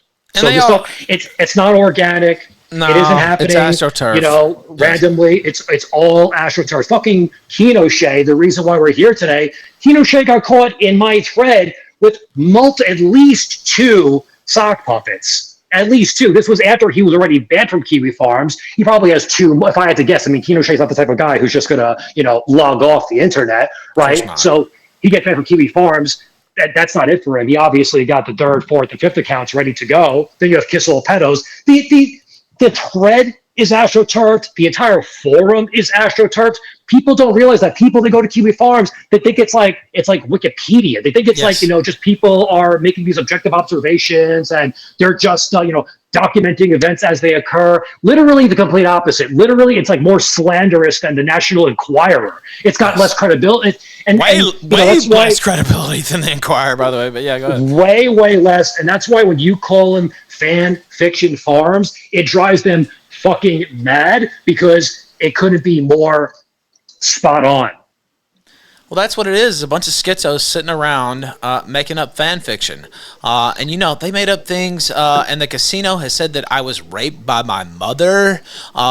Just absolute, just scum of the earth type shit that if somebody say in my face, it would be catching a murder case, to be quite honest with you. You know what I mean? Nice. And this fat fuck who can't even walk, if he would ever say that to my face, I would break this fucking... I'll calm down with my rhetoric because I don't want to get a strike here on Rumble. But the things they've said and lied about and made up, and it's all for Josh Moon's pocketbook. It's all for him to have a troll shield for his cancerous behavior over the years, his love of lolicon and Shotokan and wanting to kill his mother and all the fucking lies he's told over the years. What are your thoughts on Moon in particular? It's weird with him because I never thought that I had any issues or beef with the guy. Like, he was just somebody that kind of existed in the sector. I know he has a stream. I tried watching the stream a few times. I would literally rather watch grass grow. That'd be far more invigorating. I don't understand how anybody watches that stream. Like, it's boring as fuck. I think the guy's got no talent at all, at least when it comes to streaming. Zero talent, zero charisma, zero personality. His voice is cracking every 3 seconds. He sounds like a total, maybe I shouldn't go too hard on him because then he's going to sick the personal army on me. But he already has. Well, people's voice who breaks like that were usually molested as a child. There's definitely something wrong with him. I've seen pictures from him in the past. The guy looks like he looks like he has serious mental issues. Everyone he goes after, it seems to be projection, right? Like, I don't know. Look, obviously, some of the people that Kiwi Farms goes after, someone like Keffels, like there are some people, Chris Chan, there are certain people that are like legitimately, I don't know, evil. They're legitimately, you know what it is? More often than not, these people are disturbed. Mentally ill. Yeah, I was about to say, they're usually mentally ill, right? Yeah, so it's like if you're getting off, like, don't get me wrong, Keffels, I don't have one good thing to say about Keffels. obviously. Like Keppels is a mortal enemy of mine, I'm sure, you know? So this is not like a defense of Keppels, but if you're somebody who you're so fixated and obsessed with like targeting these people who are blatantly mentally ill, like this is not a defense of Keppels once again. But like if you're getting off on that, and it does appear to me that he is getting off, and you know, it's all done under the guise of like, oh, I'm against I'm against whatever, you know, they say like, oh, it's because of this or it's because of that. They claim it's because, oh, it's the, you know, I don't know what you want to say these things because I know they're going to take it out of context. So I'm trying to tread carefully here. Sure. But basically they come up with this this explanation for why they target these people that sounds nice. It sounds good, but like there's something else going on there. I don't care what anybody says. There's something else going on there. This is someone who is deeply disturbed. This is someone who is deeply unhappy. The guy wants QB Farms. At the same time, he doesn't know any of the lore on anybody, or like he pretends not to. I honestly, I don't know if he's just fucking dishonest. If he's doing it on purpose, or if he really just has like some kind of mental disorder where he just misremembers things. I go back and forth between whether he's lying on purpose or he's just dumb or can't keep up, or I don't know. It's weird.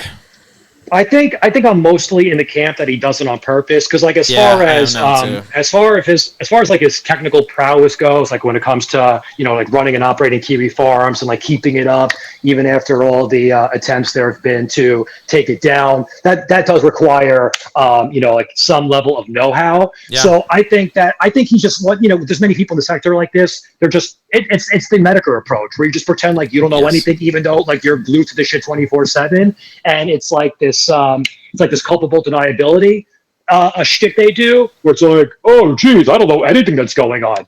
I called them out on X. I forgot exactly how this exchange went down, but I called them out because of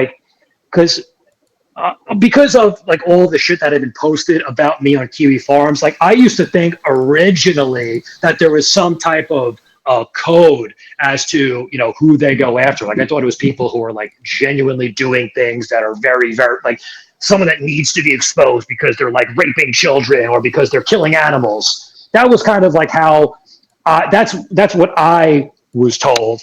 Kiwi Farms, like there was like some moral code, and they're just targeting like the bad guys, right. So, but then eventually they started posting all of this shit about me, just all like I was getting completely doxxed, even though I had never committed any crime. I think my record is totally clean. If it wasn't, that would be on Kiwi Farms. Sure. Like I had never done anything truly objectionable compared to many of the people that are on there. So I'm like, what the fuck is going on here? And he acted like he didn't know who I was. He was like, oh, I have no idea who you are, bro. It's like, okay, so you don't know who I am, but you're allowing these people to post every single like bit of private personal information that there is. Like, you don't know who I am. So shouldn't you know who I am before you allow these people to do what they're doing to me? Like, shouldn't that be one of the, I don't know, like there should be some guideline there. No, like you should at least be right, some criteria, because the reality is if you make if you're a streamer in this sphere and you make one deranged enemy, that's all it takes. All it takes is one deranged psychopath out there to decide they don't like you, and just like that, all they have to do is go over to Kiwi Farms, and they have full freedom, full reign to post anything and everything that they want about you. There's absolutely no line that they won't cross. And on top of that, it's not even just people in the sector. It's people outside of the sector who are using Kiwi Farms as a weapon. Like, it's really bizarre to me that Josh's whole crusade is against against the left mostly, because it's mostly leftists who are trying, like these left-wing troons who are trying to shut the platform down. But at the same time, the site is totally infiltrated by these exact types. By these types who know they can go on Kiwi Farms and they could dox the fuck out of anybody who they consider racist or anti-Semitic or whatever it is. And the proof for that is the OP of my own thread. She's a communist. She's a literal, like, people are going to think I'm exaggerating when I say that. Literally, I have smoking gun video evidence. This person is a card-carrying communist, anti-white, anti-racist, Zionist, all of it. Well, maybe not Zionist, but all of it. You know, like, this person is diametrically opposed to me politically in every way possible, and this is who you're allowing to post all this information under the guise that, or with the excuse that, oh, we're doing it for comedic purposes. Really? No, it's not. It's not being done for comedic purposes. This is somebody who, for political purposes, politically motivated, is trying to destroy somebody whose politics that they disagree with. And that's the story. That's really what that's all about. It's mostly leftists trying to tear down right-wing streamers, and there's a lot of many different examples of that. Or, oh, he's mean to women. There's a lot of feminists on there too, and trannies too, of course. But and Ralph is so mean to women, and and he doesn't like them. If anything, I like women too much.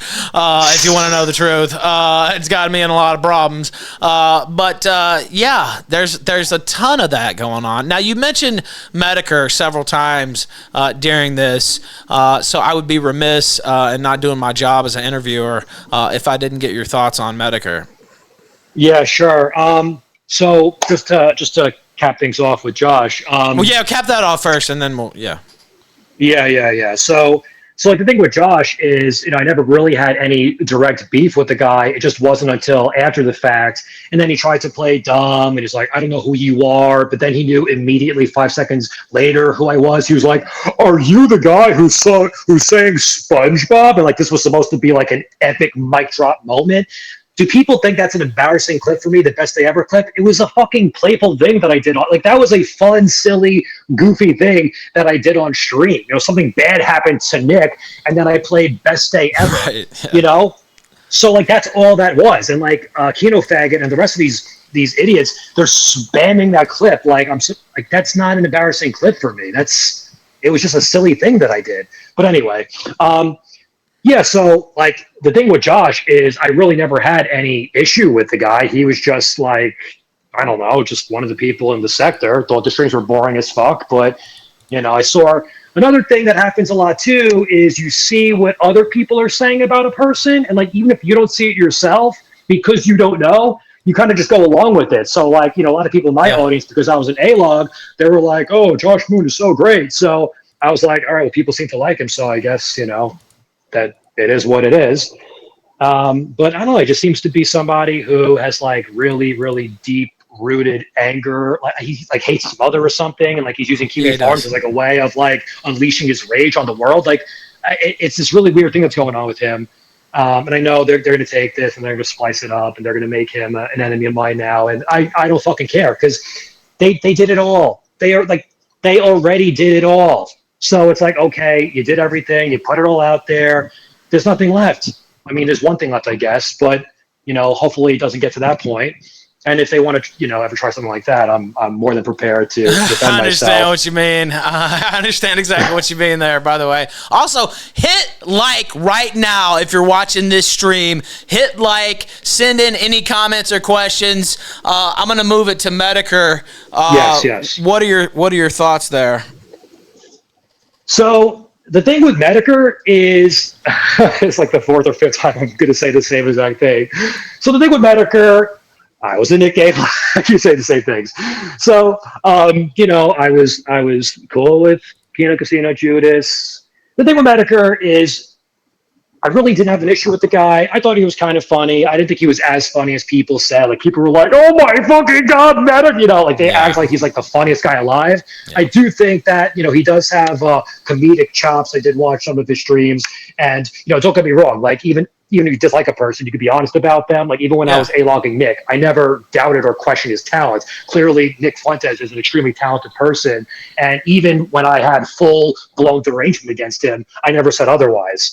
But So when it comes to Medicare, Medicare is obviously very good at what he does as far as being a streamer goes. Think people say he's the funniest guy alive. I would personally dispute that, but whatever. He seemed likable, and I know how respected he is when it comes to the sector. So the fact that I was getting, attention and I was getting recognized by this person, that was big for me, personally. Like as a streamer, that was like a pretty substantial personal achievement that like this, sector legend, as he would be referred to, was, acknowledging that I existed. So, thought that was cool. And at the time, I liked him, and I thought that, things were cool.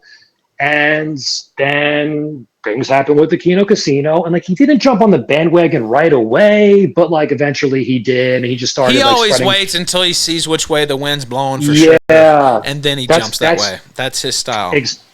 Exactly. So that's what happened. So basically. Yeah, basically he saw which way the wind was blowing, and then he started, just doing everything that the rest of them did. They all hopped on that bandwagon. It became, that was the thing to do. And basically it became like, if you're a cool person, then you hate RPG. Like if you're a cool person in the sector, you hate RPG. So basically, like it became popular to dislike me, and nobody wanted to defend me, and nobody wanted to associate with me because I had my reputation had just been totally tarnished by this collaborative effort to take me out. So so I was disappointed because I was hoping that like he was, what it is I was very naive and oblivious to the machinations, is that the word, of the sector. I was very oblivious to the inner workings of the sector and how things go, and like what relationships in the sector actually are, and how they're basically, how they're fleeting with most people, unfortunately. So I got blindsided by a lot of what ended up happening, because there were people like I thought we were ride or die. I'm not talking about Medicare, but there were people, I thought we were ride or die, people that I had, multiple like voice chats, like real long conversations with, like just people that I interacted with every single day, that I thought had my back, that I thought would have my back no matter what happened to me. And as soon as things got, this is where I really started to relate to Nick, because I remember when Nick was saying this, when he was having his run-in with Medicare, as soon as like the waters got a little bit rough and a little bit rocky, it would absolutely blow your mind. And like it's so disheartening and demoralizing to realize just how quick people are to jump overboard and to abandon ship and to say fuck. As soon as that wind changes direction, nobody wants to be seen on the wrong side of the line, even though it wasn't actually the wrong side of the line, but that's how it was being framed by all these people. So Medicare, he saw the way things were going, and then he hopped on the bandwagon. And I never ever actually said anything directly to Medicare. This is like the first time I'm really commenting on it. Yes. The reason why is because like he's dying of cancer, and that's actually the reason why. Like, allegedly. I'm not gonna attack you. I understand you have your reasons for having beef with him, so this is not a commentary on you or anybody else. Yes, but for me, the reason why I never responded to any of his whatever he said about me is because like the man is dying of cancer, and I just wouldn't feel right doing that. So, in my mind, it's like, whatever, the guy's going to be dead soon. I'm not going to talk shit about him. And that's the only reason why I never talked about him. So, now he trashed you in February on the casino.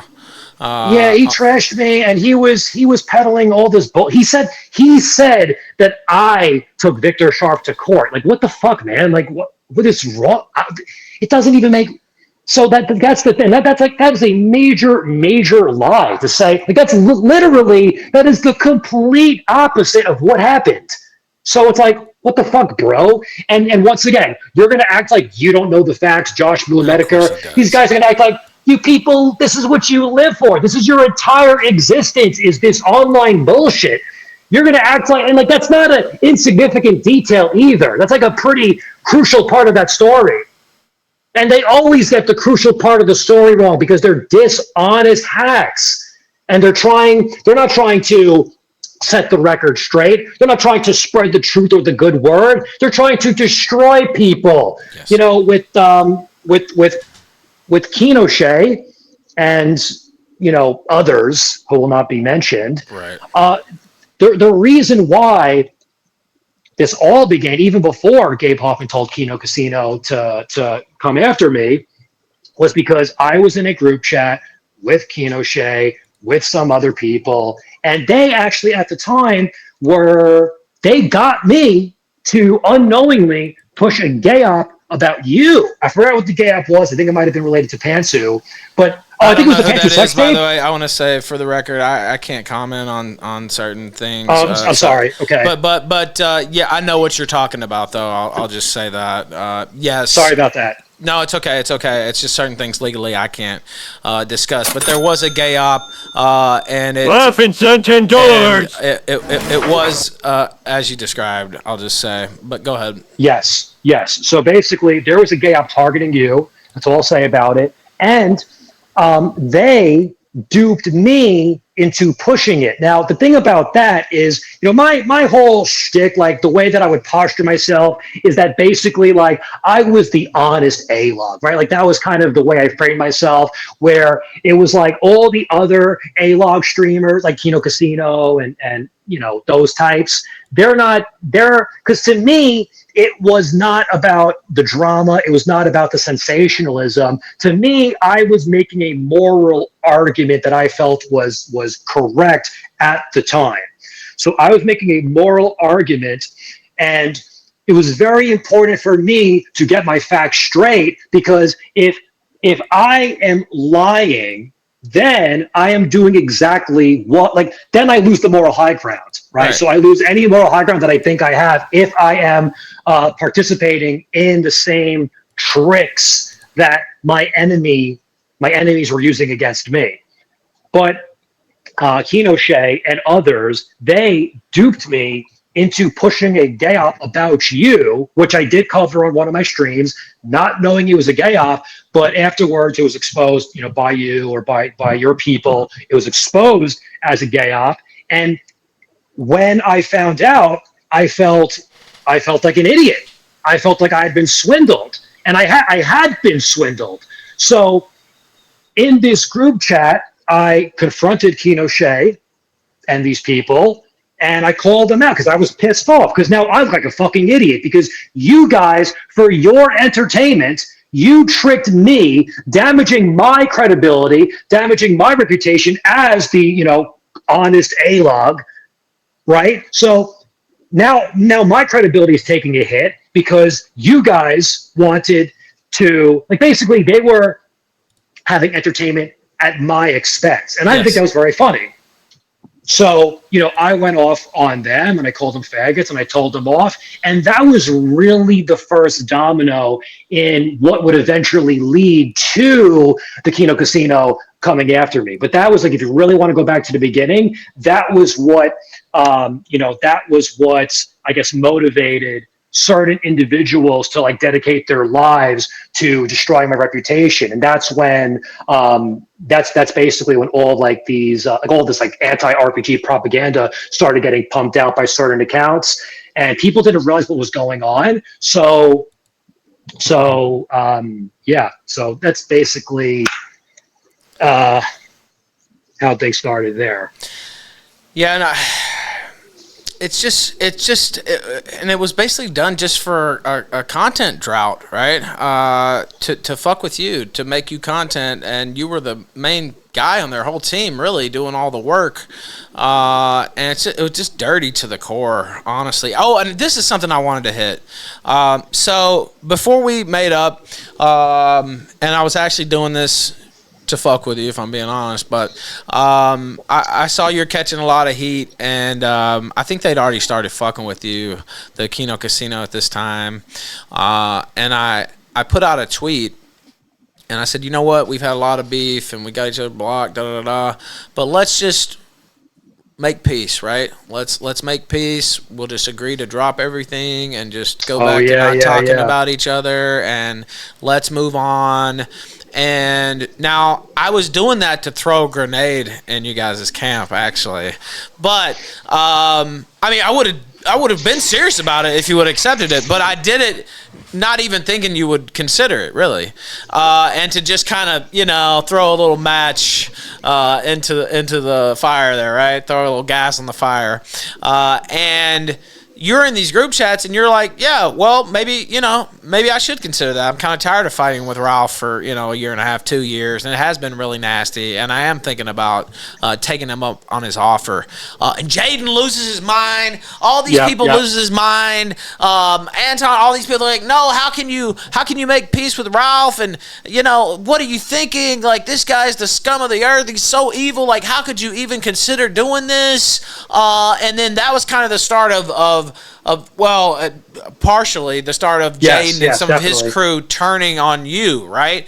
For you even considering that offer. And then when I had my falling out with Nick and started all that stuff, they were the first ones in line to kiss my ass and accept that same offer. Yeah. And when they did it, it was like far more shameless. Yes. So I'm glad you brought that up because I would like to actually discuss that. So what happened there was, you made that offer, and at the time, like I'm just putting all cards on the table here. At the time, I mean, as you saw, even in the DMs, because they were leaked by Victor Sharp, by Jaden, they both together leaked those DMs. They were apparently recording the mod chat, which goes to show, by the way, that their intentions were not exactly the most forthright. Yeah. Now, people in response to that will say, oh, RPG, didn't you leak their DMs? I didn't screenshot. I did not save a copy of those conversations until after I realized that they had flipped. As soon as it clicked in my mind, oh shit, these guys are these are not friendlies anymore. As soon as they did that, that was the moment when I saved both of those chats. So people think, oh, why did RPG save those chats? Clearly he was going to do this all along. No, that's not what happened, actually. Actually, what happened was I found out that Victor Sharp was conspiring behind my back, telling my supporters, just making up outright lies, saying, oh, RPG called you this, RPG called you that. So he was trying to turn people against me because I was considering accepting your peace deal. I was considering accepting a truce. You and me at that time, we weren't even actively combating anything. No, not really. It wasn't active. Like, I remember that, like, you and me were not friends. We were still, we weren't friendly. We still didn't like each other. But it wasn't like a daily thing like it was there for a while. Yeah. But there was no active conflict between us. Right. So when you made that offer, the timing was actually, the timing was right because my mood behind the scenes was beginning to change. It became apparently evident to me that Nick had won, and also that I was just over it. I was just it had been people need to understand how long 2 years is. That's not 2 minutes. It's actually probably 2.5, maybe even 3 years. This was a very, very long time and I'm not happy that this is what I chose to do with my life for those 2-3 years, but that's what I got sucked into. Not that I'm denying accountability, but I'm just saying that's what I got sucked into. Yeah. And right, that's what happened. So, lost my train of thought there for a second. That's okay. Take time. Oh, yeah. The group chats. Yes. You got sucked into that. They were recording them, and you can pick up from there if you can recall where you're going with that. So at the time, the timing was perfect, and I will admit, even though it was exposed in the leaked DMs, I will admit at the time, I was not doing that. I was doing that more for strategic reasons than anything else. At the time, I still had animosity towards you, but I was like, you know what? I'm not actively fighting with him, and I'm ready to move on from all of this anyway. So, why wouldn't I accept this offer when I'm trying to move on? At that time, I was trying to pivot the stream in a new direction, because I don't want to be like Judas and be a Nick Seether for the rest of my life. Because what would be more pathetic than that? It's I it's been did 2 the Nick years Seething. Yeah. Yeah, Right, exactly. I did it. I said what I had to say. All I'm doing now is repeating myself. I'm making the same exact points that I've made a billion times. I'm making them over and over again. And this, by the way, this is a normal progression for anybody, no matter what they do with their lives, no matter what you cover as a commentator. Right? People, they move on to other things. Even like you look at bands, like bands, they're known for one sound, and they don't just make some bands don't just make every album exactly the same. A lot of times what they'll do is they'll It's like it's being an boring actor for playing the them. same role. It's why people don't want to get stuck on a soap opera and play the same role for 30. Now, it's a good job. You got a stable gig, but it's the same fucking shit every single day, right? And it's not artistically stimulating.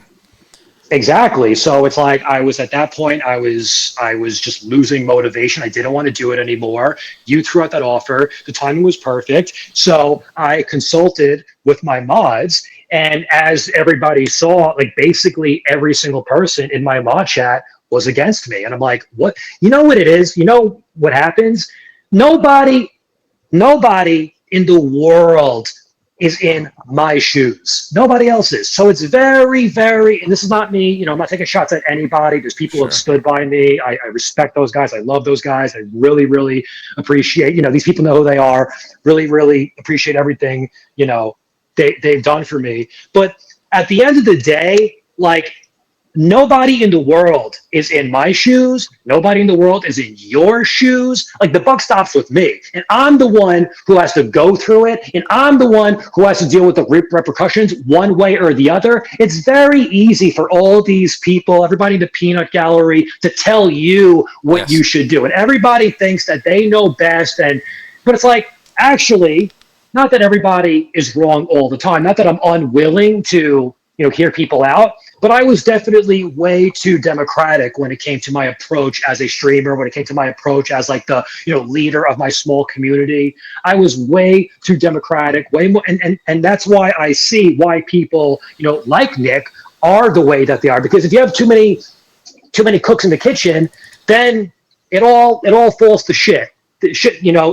And at the end of the day, Nick is the only person who has to deal with the consequences of whatever decision he makes, and nobody else does. So, everybody in my mod chat, oh, Ralph is evil, you can't do this. And I was like, but I really, really want to just make peace because I want to move on with my life. None of these people were going through what I was going through.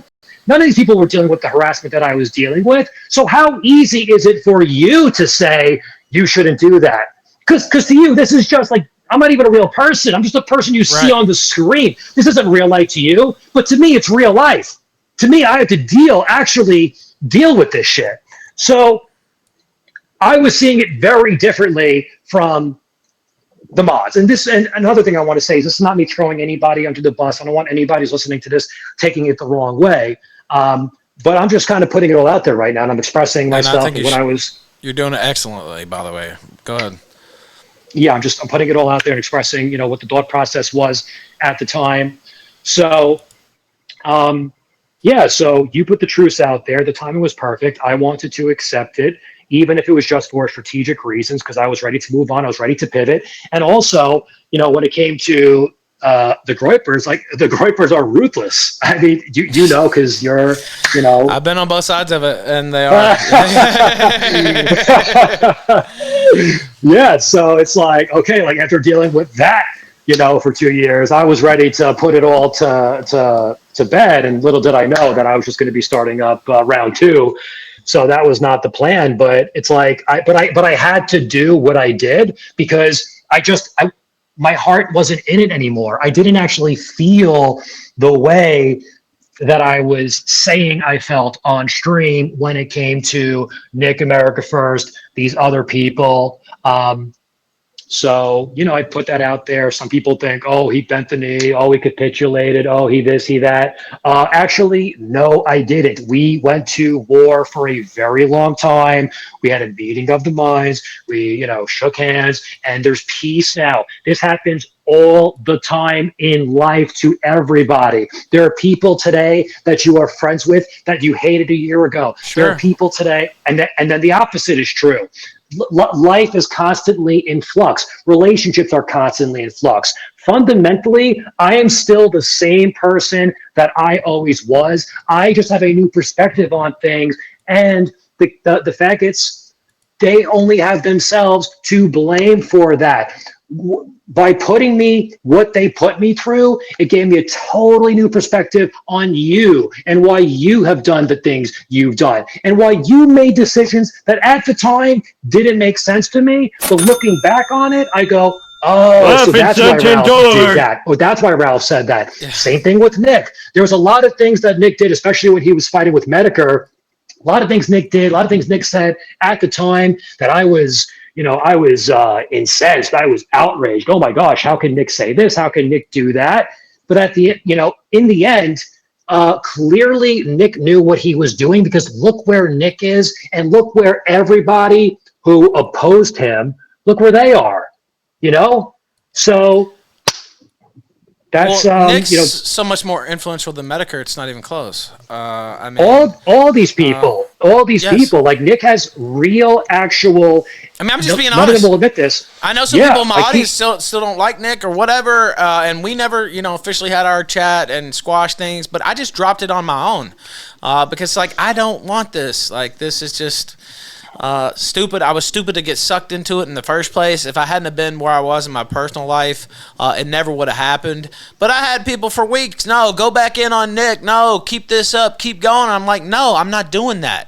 I'm not doing that because our goals align more than they diverge in reality. And whatever personal beef, it was all petty anyway.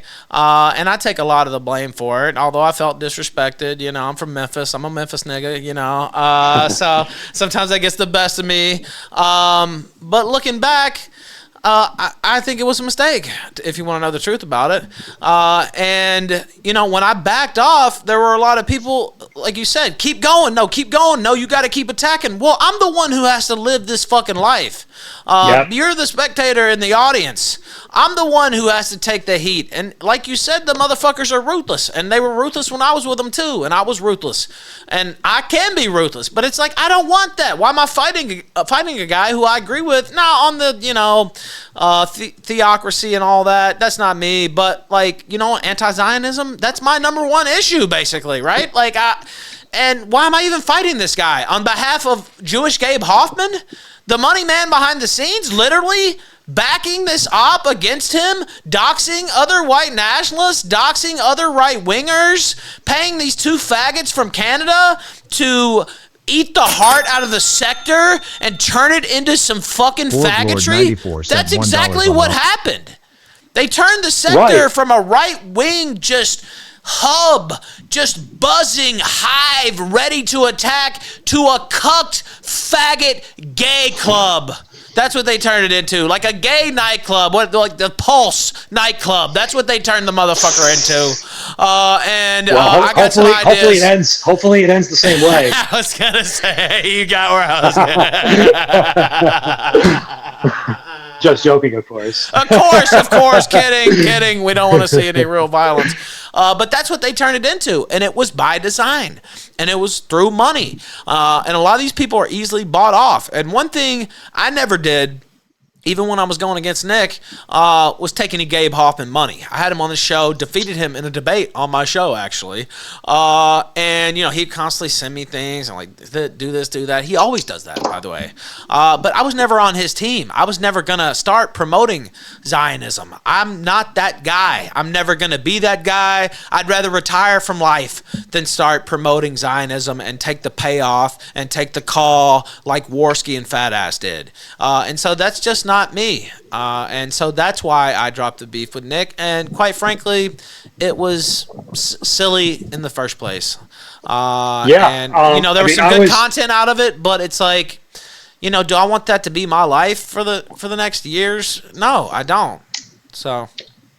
Yeah, well, first off, I do want to apologize if I didn't mean, because I realized after you kind of went off there, I realized that maybe I was putting you in a tight spot, because I know your situation with, Nick is delicate, shall we say.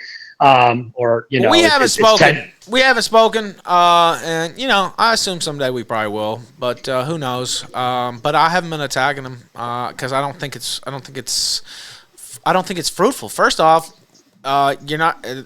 What are you attacking? Right, you're attacking a monster at this point. And then also, I'm more concerned about attacking Zionist control of our foreign policy and our domestic policy than I am about attacking Nick Fuentes. And as far as I'm concerned, it's dropped on my end. I know he may feel another way. I don't know for sure though, because we haven't talked, so I couldn't say. But yeah, that's like what I've said publicly. I know this. So. Yeah, I know there's people listening right now, in that camp who aren't going to be happy that I'm having this conversation with you. Sure. My perception, and look, I understand it's very. I get I get both I went sides. hard. I'm not trying to be a fence sitter either. Ted, I went hard. I mean, and so I understand that there's some people who are never going to forgive the way I went in, because that's how, when I go to war, I go to war. There was some harsh things said. I coined a few phrases. I went really hard in some areas. But they did too, to be honest, if you want to know the truth. And so, I don't know. Some people may not be willing to forgive something like that. People saying I'm begging for my Cozy channel back. No, of course not. I just don't think it's. I don't think it's the right path for what I want to see happen in the world and with my career. So that's why I stopped it. Whether we're ever, cool, quote unquote, again or not, that's why I dropped it. Yeah, and I think, I respect the approach that you take, and I think that I understand it was a complicated, the way things went down. I understand, not trying to be a fence sitter, both sides, things got tense. So I know that's not something that that everybody is going to be able to move past tomorrow. Sure. If ever, I don't know. Like, I'm also not trying to meddle in affairs that don't directly involve me. But, ultimately, what's most important to me and what I'm hearing from you is actually, like, we're actually similar in this way. The most important thing to me is the political cause. You're driven by your motivation to take down Zionism. I'm also driven by that. I'm also a die-hard, blood-red conservative.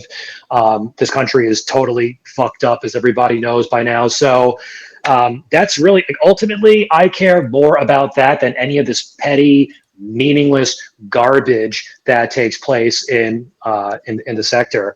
Now, as far as Gabe Hoffman goes, he also tried to recruit me, like, very early on. He tried to get me to do a charity stream, literally, for Zionism. Like, he wanted me to fundraise for Jews. And I'm like, I don't know who the fuck you think I am, but just because I don't like Nick at that moment doesn't mean that I am a shill for the Jews. But, like, this guy, he's sliding in everybody's DMs with that same offer. I mean, even with Ashton, PPP and Worski, like, we saw the gifts that were sent to them, and that's only what they were willing to show. Like, do you think, like, okay, for Gabe Hoffman to send that food platter, the kosher food platter that he sent to the kosher casino, that means that Gabe Hoffman has their address. Yes. Like, how else could he send that to them? Now, that detail alone suggests an incredible level of comfortability that they have with it. Like, think about that. Like,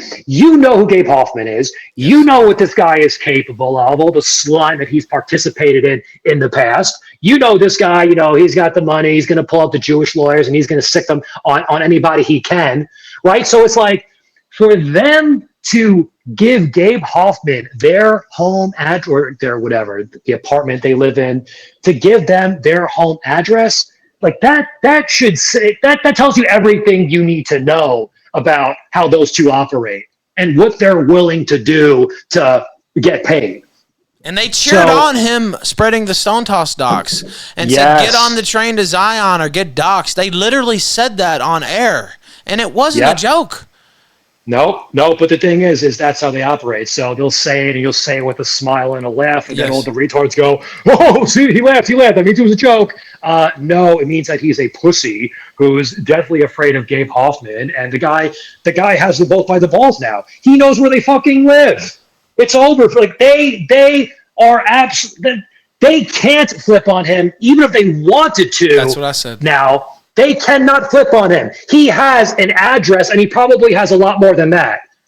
So if people think this is crazy talk, no, we know for a fact that he knows where they live. That's documented. And I said the same thing on air when he sent that. And I said, if he's got that, he's got everything. And there's no telling, this is a guy who's been dirty his whole entire public life, right? And his whole movie's a fraud. He tried to sue people involved with his own movie because they called it out for bullshit that it is. He tried to sue sex abuse victims saying he owned their story and they couldn't talk about it elsewhere. Imagine how big of a scumbag you have to be to do something like that. Do you understand? Like it's unbelievable. It's unbelievable. It's really mind-blowing to even consider. And if that's what they're showing on air, I guarantee you, and they say, oh, he only sends $20 here or there, he's paying them off air. There's no doubt about that. It's so fucking obvious. The guy is sending, I'm going to assume that food platter wasn't like $20. I'm going to assume that was. It looked like $100. It looked like $100, yeah. Yeah, at least like that was a feast. Not to mention the shipping. The shipping on something like that isn't going to be cheap either. $200 or $300 worth of food, at least. Yeah. Yeah, so it's obvious that there's a bear there, and their response to this is going to be, "Whoa!" They're gonna mock it, they're gonna downplay it, but it's really, really obvious that there's something going on there. But staying on the topic of Gabe Hoffman, so when it comes to Becoming Babylon, the documentary that was supposed to be this anti-Nick, anti-America First documentary. I wanted to mention this earlier when we were talking about Judas, but I forgot to. So I think what actually happened with when Judas started to turn on me was actually like he was already beginning to turn on me when you made that peace offering on Twitter. Yes. And the reason for that is because Gabe Hoffman, I have very, very extremely strong reason to suspect was the financier of that documentary, which was never released. Speed. And when I found that out, I did a whole stream on it. That video was up on YouTube for a long time. Even after I took down all my other content, I left it up just so people could see the evidence for themselves. That very, very incredibly strongly suggests that Gabe Hoffman was going to fund that documentary. And the thing is Judas, I didn't realize at the time that I was doing this, but when I exposed that Gabe was connected to that documentary, I unknowingly implicated Jaden. And then that's when Jaden, unbeknownst to me, started to turn against me because now he had it out for me because I exposed him as and you didn't even mean to. Yeah, right. Yeah, go ahead. I didn't mean to because I at the time I believed him to be innocent, and I didn't know that. Like I didn't think that he would knowingly work with somebody like Gabe Hoffman. So when I put that out there, I thought that I was doing something that he would also, like he would get behind. Yeah. Right, that he would support the fact that I was exposing Gabe Hoffman. But as it turns out, the complete opposite happened, and Judas and like a lot of his inner circle guys, some of them were also working on this documentary behind the scenes. This was basically when like the Judas gangers, the very beginning of them starting to turn against me. And then basically when you made your peace offering, that was like the straw that broke the camel's back, because at that point they felt like I was out of control because first I exposed them by accident for being connected to that documentary, being connected to Gabe Hoffman. Then there was the peace deal, and then me considering the peace offering, and that was apparently you didn't even take it. You were just considering it. You didn't even accept it. Yeah. I didn't. I should have, but unfortunately, it's tough. When everybody is against you. Unfortunately, I did buckle to the pressure there, and in the end, it made absolutely no difference because. As you mentioned, like 3 months later, they were sucking you off. That's right. But that was okay. That's okay for them, yeah. It's just The whole thing is fake. They have rules for thee, but not for me, right? And all these fake, made-up sector rules, they're not followed. And I get called out, and they talk shit about me. Worski cries about doxing. There's no bigger doxer on the planet Earth than Worski. He docks Bibble off of the internet, my former co-host, and brags about it on air. And they talk about flagging. There's no bigger flagger than Andy Worski. All these motherfuckers have all these fake rules that they never follow, but they try to use those talking points against you. All the while, they're playing dirty tricks. And then I catch heat when I come out here and say, yeah, I'm playing dirty tricks, motherfucker, because all you fucks are playing dirty tricks, right? You have to play dirty tricks when you're in a fucking den of snakes. There's no other way to survive. Yeah, you know what it is basically, so you as a public-facing person, you have the stream, right? So they're always going to have like that clip of you saying it, actually saying it out loud on camera, and then they're gonna, they're gonna hide behind their anonymity, they're gonna hide behind their tweets or whatever. So like they're able to frame it as, oh, Ralph is unhinged, and Ralph is spurging out, and Ralph is doxing this totally innocent person for absolutely no reason at all. People need to understand that is never the way it goes down in the sector. If somebody is accusing you of being a doxer, they have doxed. If somebody's accusing you of being a flagger, they have flagged. Okay, I lost my payment processor towards the end of my stream. Did any of these people have a word to say about that? When I was drug into court by a pedophile, did any of these people have anything to say about that? When I was being stalked in real life, when pictures of my home, video was being posted online, did any of these people have anything to say about any of it? No. So I don't want to hear the first word. I don't give a shit. Okay. They can cry and bitch and moan and the crocodile tears all they want. It is absolutely meaningless to me. It will never stop me from doing what I have to do in order to defend myself, which I am doing in response, which I am doing in kind. Now, let me ask you this. At the time, Jaden got completely blown the fuck out by Nick. And I was thinking, well, this is his chance, right? He's going to shine. I don't know why I would think that, because he sucks and he's boring, but whatever. I thought he had something, right?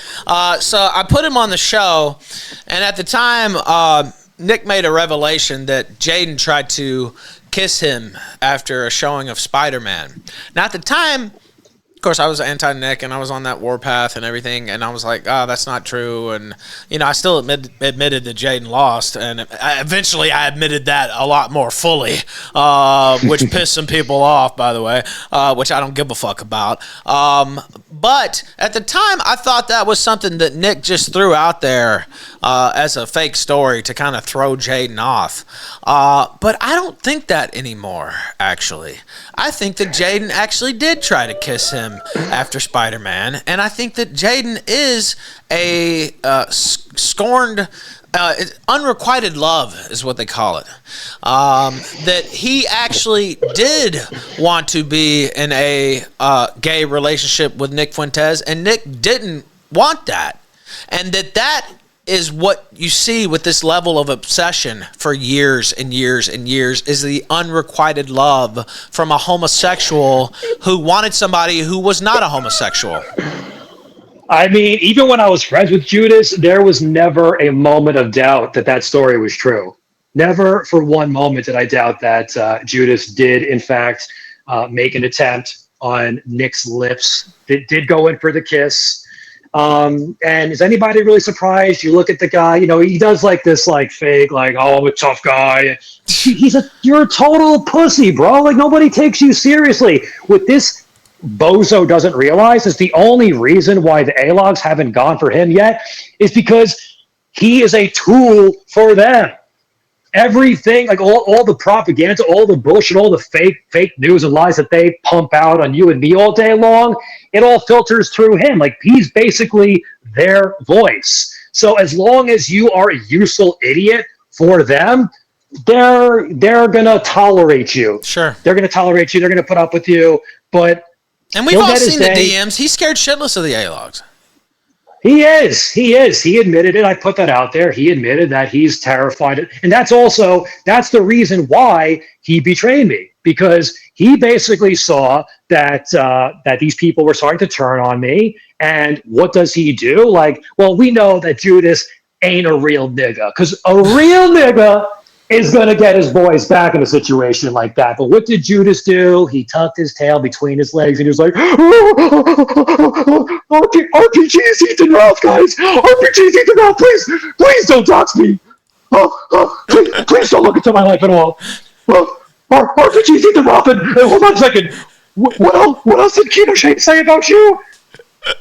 That's literally what he did was he went to Kino Shay's timeline and just verbatim read every fucking tweet that Kino Shay made about me that day. That's literally what you did. And he's going to respond to this and he's going to go, I had your back. I had your back. Everybody, when that stream happened, everybody in my chat was like, yo, are you seeing this right now? He totally turned his back on me. Everybody saw what he did. And while he was defending me. Yeah, defending me by repeating verbatim the talking points of my enemies, you fucking moron. Yeah, the only back he ever wanted was Nick Fuentes' backside. That's all he ever wanted. And I remember at the time, and I guess I was just blinded by, the rage or whatever.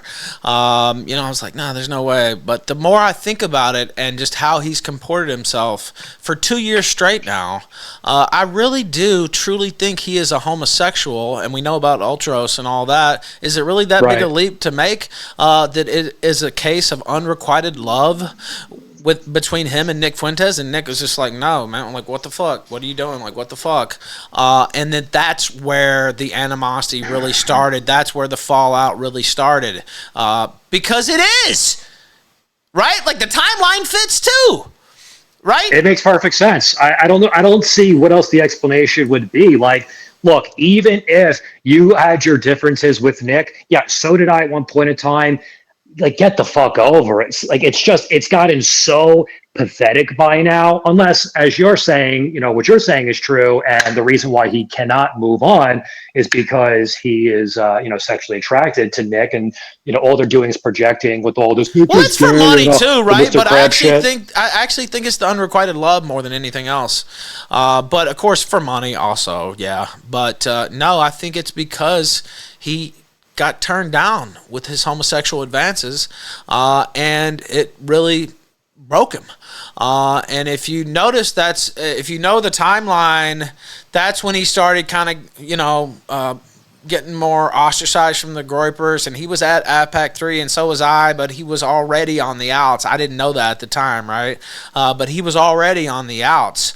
And the timeline fits, because the Spider-Man movie, I think, had come out in the fall before that, right?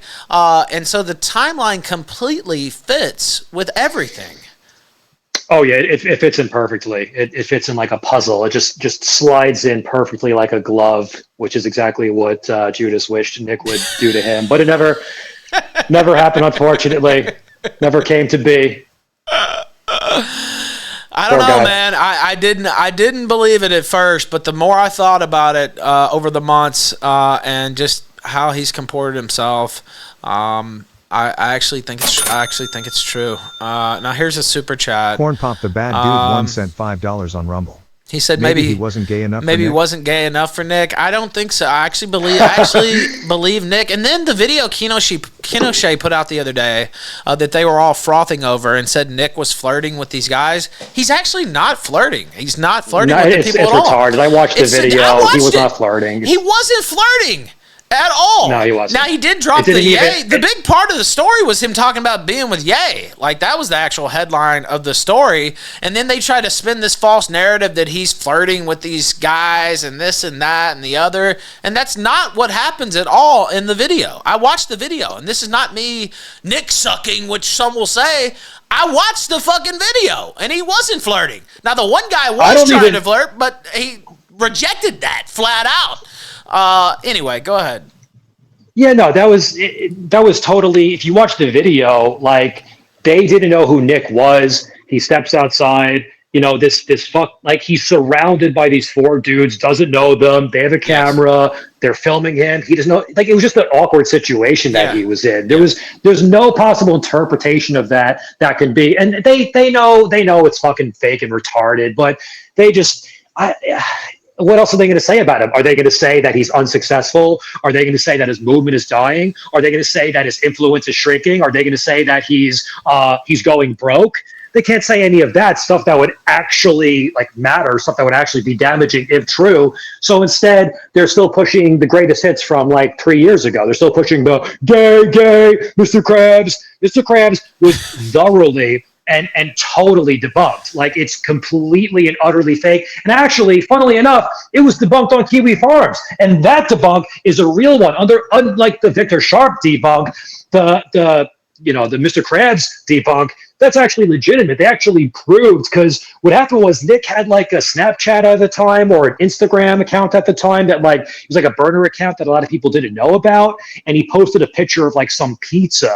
And this fake Twitter account, they also posted the same picture of that pizza, but they cropped it in a way where the like the Instagram or Snapchat overlay was so basically like the border, the entire border of the image was cropped in a way that they edited out the overlay, which would reveal that it was taken from Nick's Instagram. So like that right there is a detail that a lot of people don't know and they've never seen. But that it's just open and shut. It was a gay op. It got debunked, and they're still now they got like George Santos in their corner. You went from Gabe Hoffman to George Santos. Like this is like the A team you're throwing together here. What the fuck is going on? Hoffman's actually Jewish, but anyway, yeah, go ahead. To get back to a point. For those who don't know, Santos lied about being a Jew, but anyway, go ahead. Yeah. To get back to what you were saying earlier, like at the end of the day, what is important to us? What is important to us? It's the political cause. And, what is Nick? What is America First? What is he pushing towards versus what is Judas pushing towards? Judas.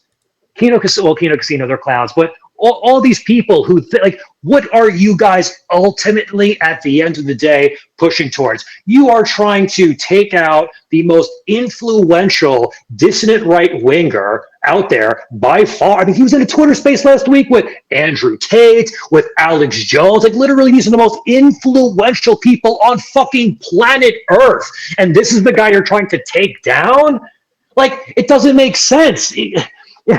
And there truly is, I know Nick used to say this all the time, truly there's nobody else. Nobody else has stepped up to the plate. Like, if not Nick, then who? And people don't want to hear this and, we're ball washing. Not ball washing. It's just the facts. Like, especially now that he's back on Twitter, forget about it. And did you see how desperate they were to keep him off Twitter, by the way? The A-logs just were every time it would get mentioned, they would throw all this stuff out there. No, you can't let him back. You can't let him back. You can't let him back. Because they knew what would happen as soon as he got back. It would blow the fuck up. And that's exactly what happened. And Elon, to his credit, I couldn't even believe it. The Groypers bullied Elon Musk into putting Nick back on Twitter. It's unbelievable when you think about it. They bullied the richest man in the world by literally calling him a Shabos Goy. They literally called him a Shabos Goy. And he put Nick on because they called him a Shabos Goy. That's literally what happened. Ted? Honestly, when I saw that, it's like this Groyper, what's his name? Goyapine Groyper, I think, called Elon Musk a Shabbos Goy. Elon Musk, in response, was like, "All right, I'll bring him back." Like,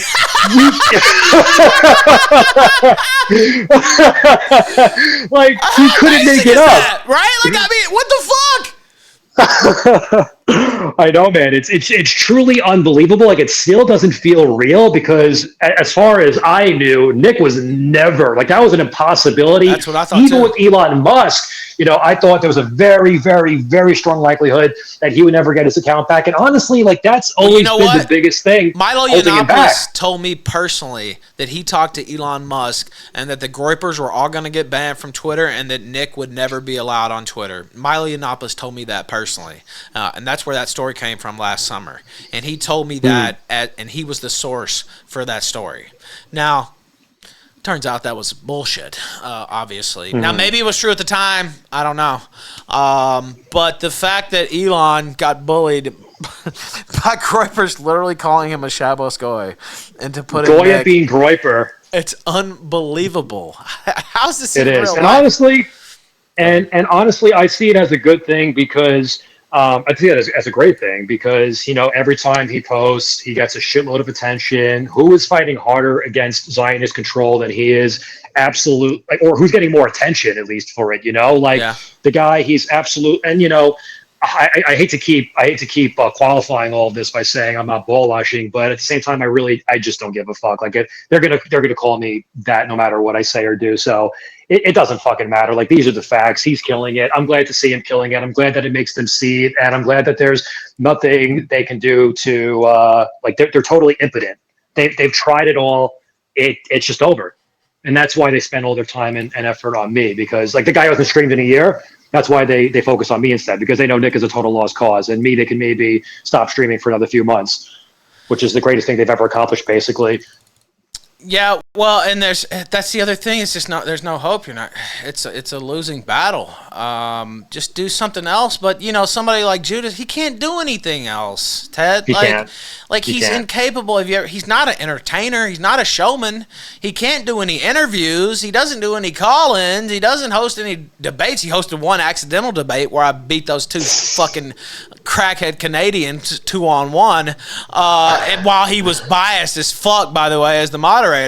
But he can't do any other content. What, sit there and play games in silence while he mumbles to his twink audience? And not all twink. Some people watch. I'm not insulting his whole entire audience, but there's definitely some weird vibes from some of them. I'll just say. Right? And so lots of lowly-con enjoyers in that audience. Yeah, and I know. Look, there's some people that watch all this stuff. Waffens, I know he watches all these shows. I see him in all these chats. Some people are just sector enjoyers, right? And they go through all the shows and they just like the back and forth. It's like pro wrestling. It's like a different wrestling federation, right? You might like one federation more than the other, but you watch all wrestling, right? If it's good wrestling going on, you'll turn on the fucking channel.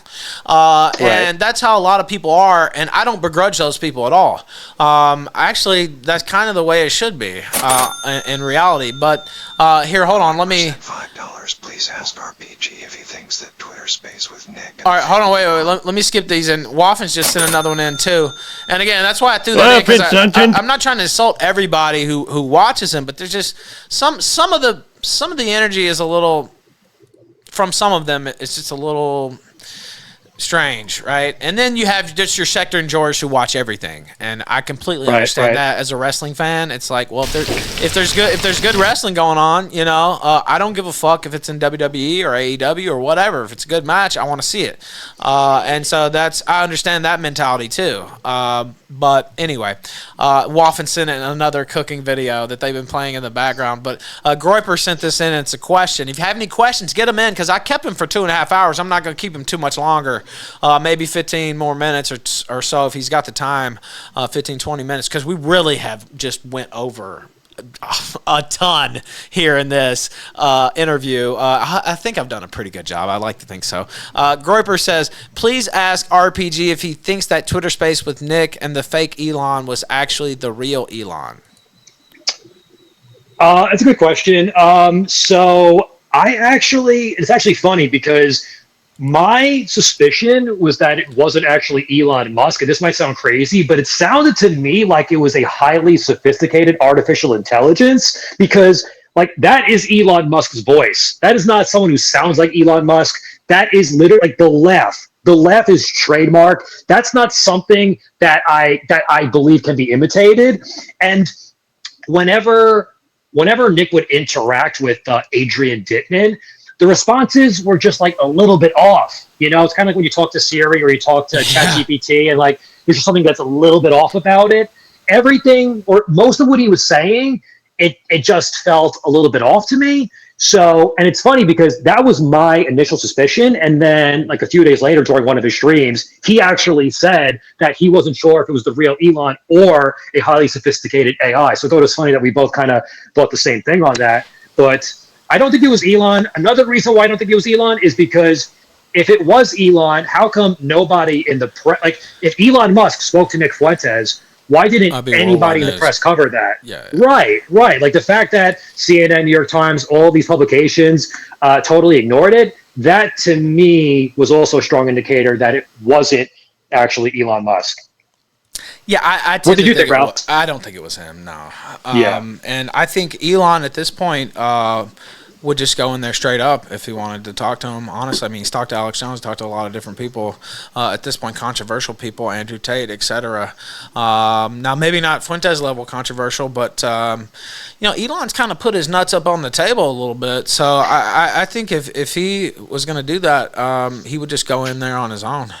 That's kind of my thoughts on Elon at this point. And I have to. I love the guy. I always got a lot of.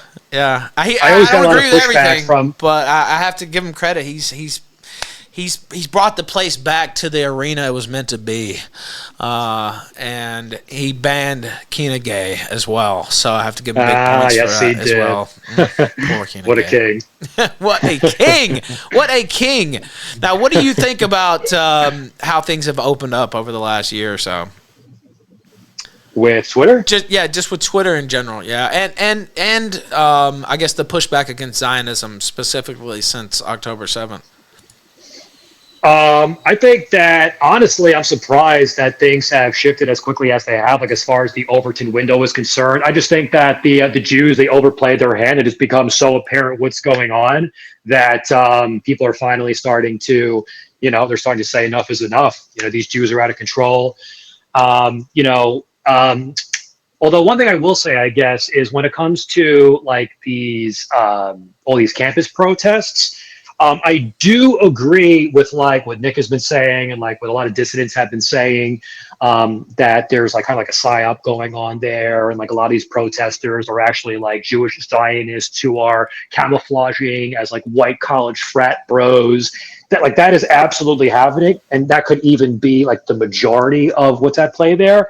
But I also do think that maybe this is like a cringe take, but I also do think that like there are, because not everybody is as tapped into this stuff as we are. Like the sphere is very hyper political. Yes. And like the average college kid might not even know what the word Zionism means. You know what I'm saying? So it's like, I think there is maybe some like friendly fire going on there where not, I do think that a lot of these kids, like these guys, they're sincerely, like, I think the way I put it is that their intentions are good, like they don't realize that they are doing the bidding of the Jews in protesting these left-wing radicals on the college campuses.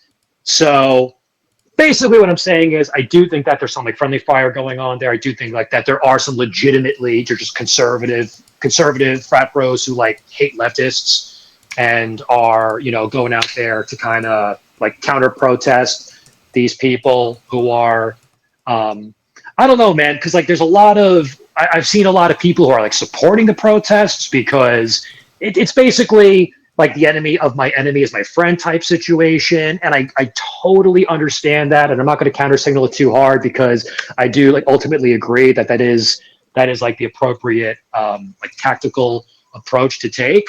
But at the same time, like on a guttural level, I cannot support these people. Like I know who they are. And it is true, even though it's like a cringe boomer talking point, it is true that like these people are anti-white, they are anti-American, they are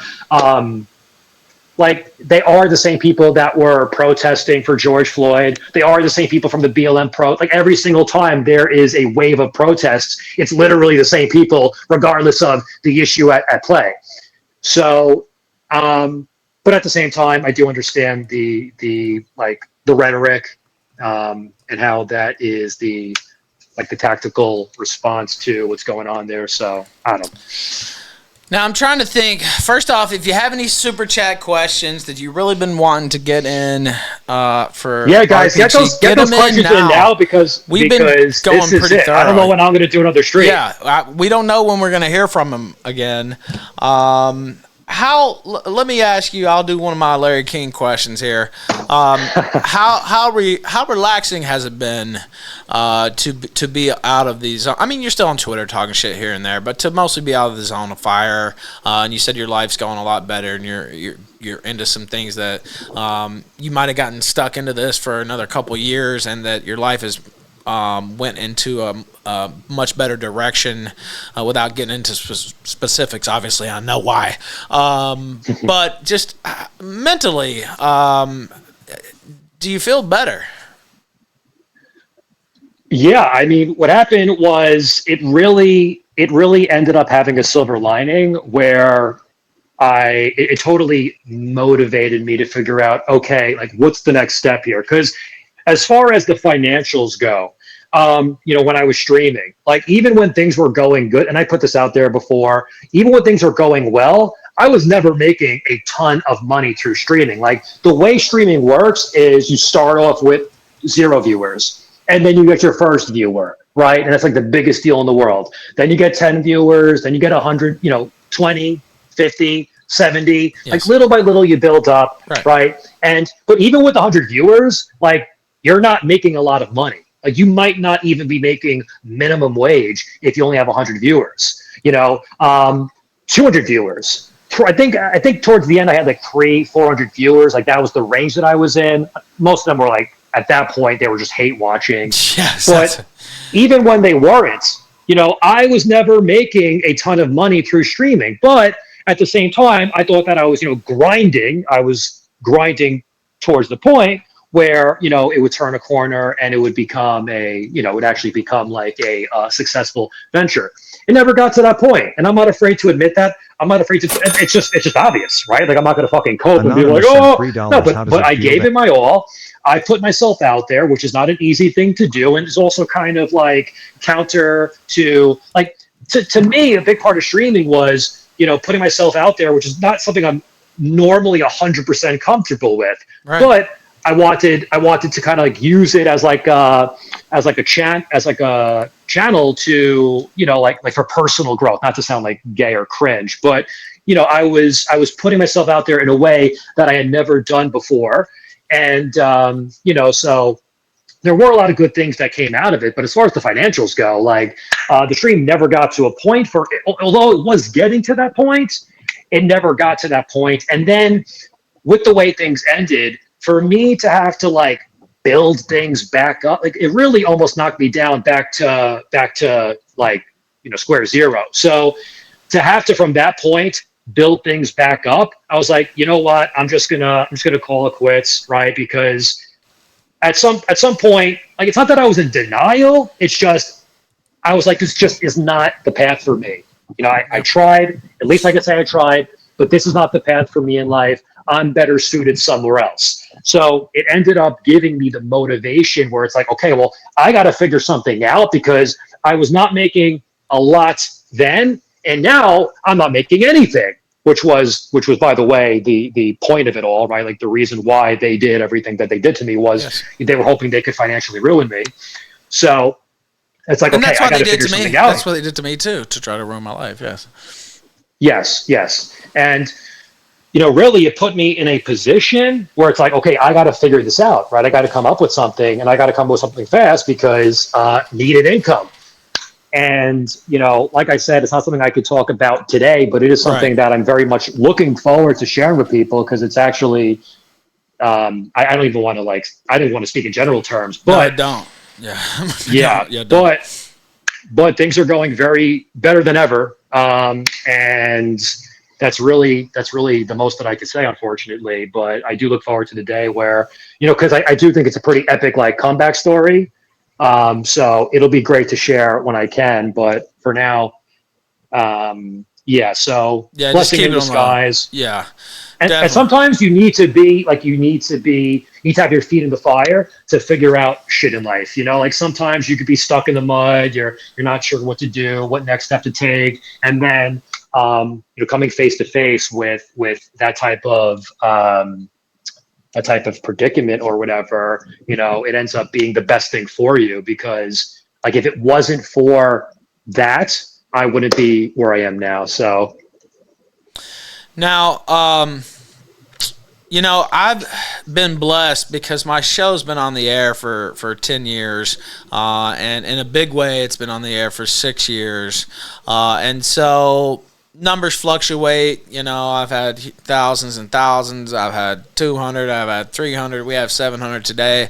I'm blessed because I have long-term supporters who have watched me for years and years and years and years, right? So I can get by and make a living really with a lower, covering anything, but it doesn't have to be 1,000 viewers watching, right? It could be 300, it could be 400, and I can still make a living off of it because I have dedicated people who have spent a lot of their life listening to me, right? And they identify with me. Maybe they don't agree with everything, of course, that I've said or done, but I've been a major part of their life for so long that they want to see that keep going.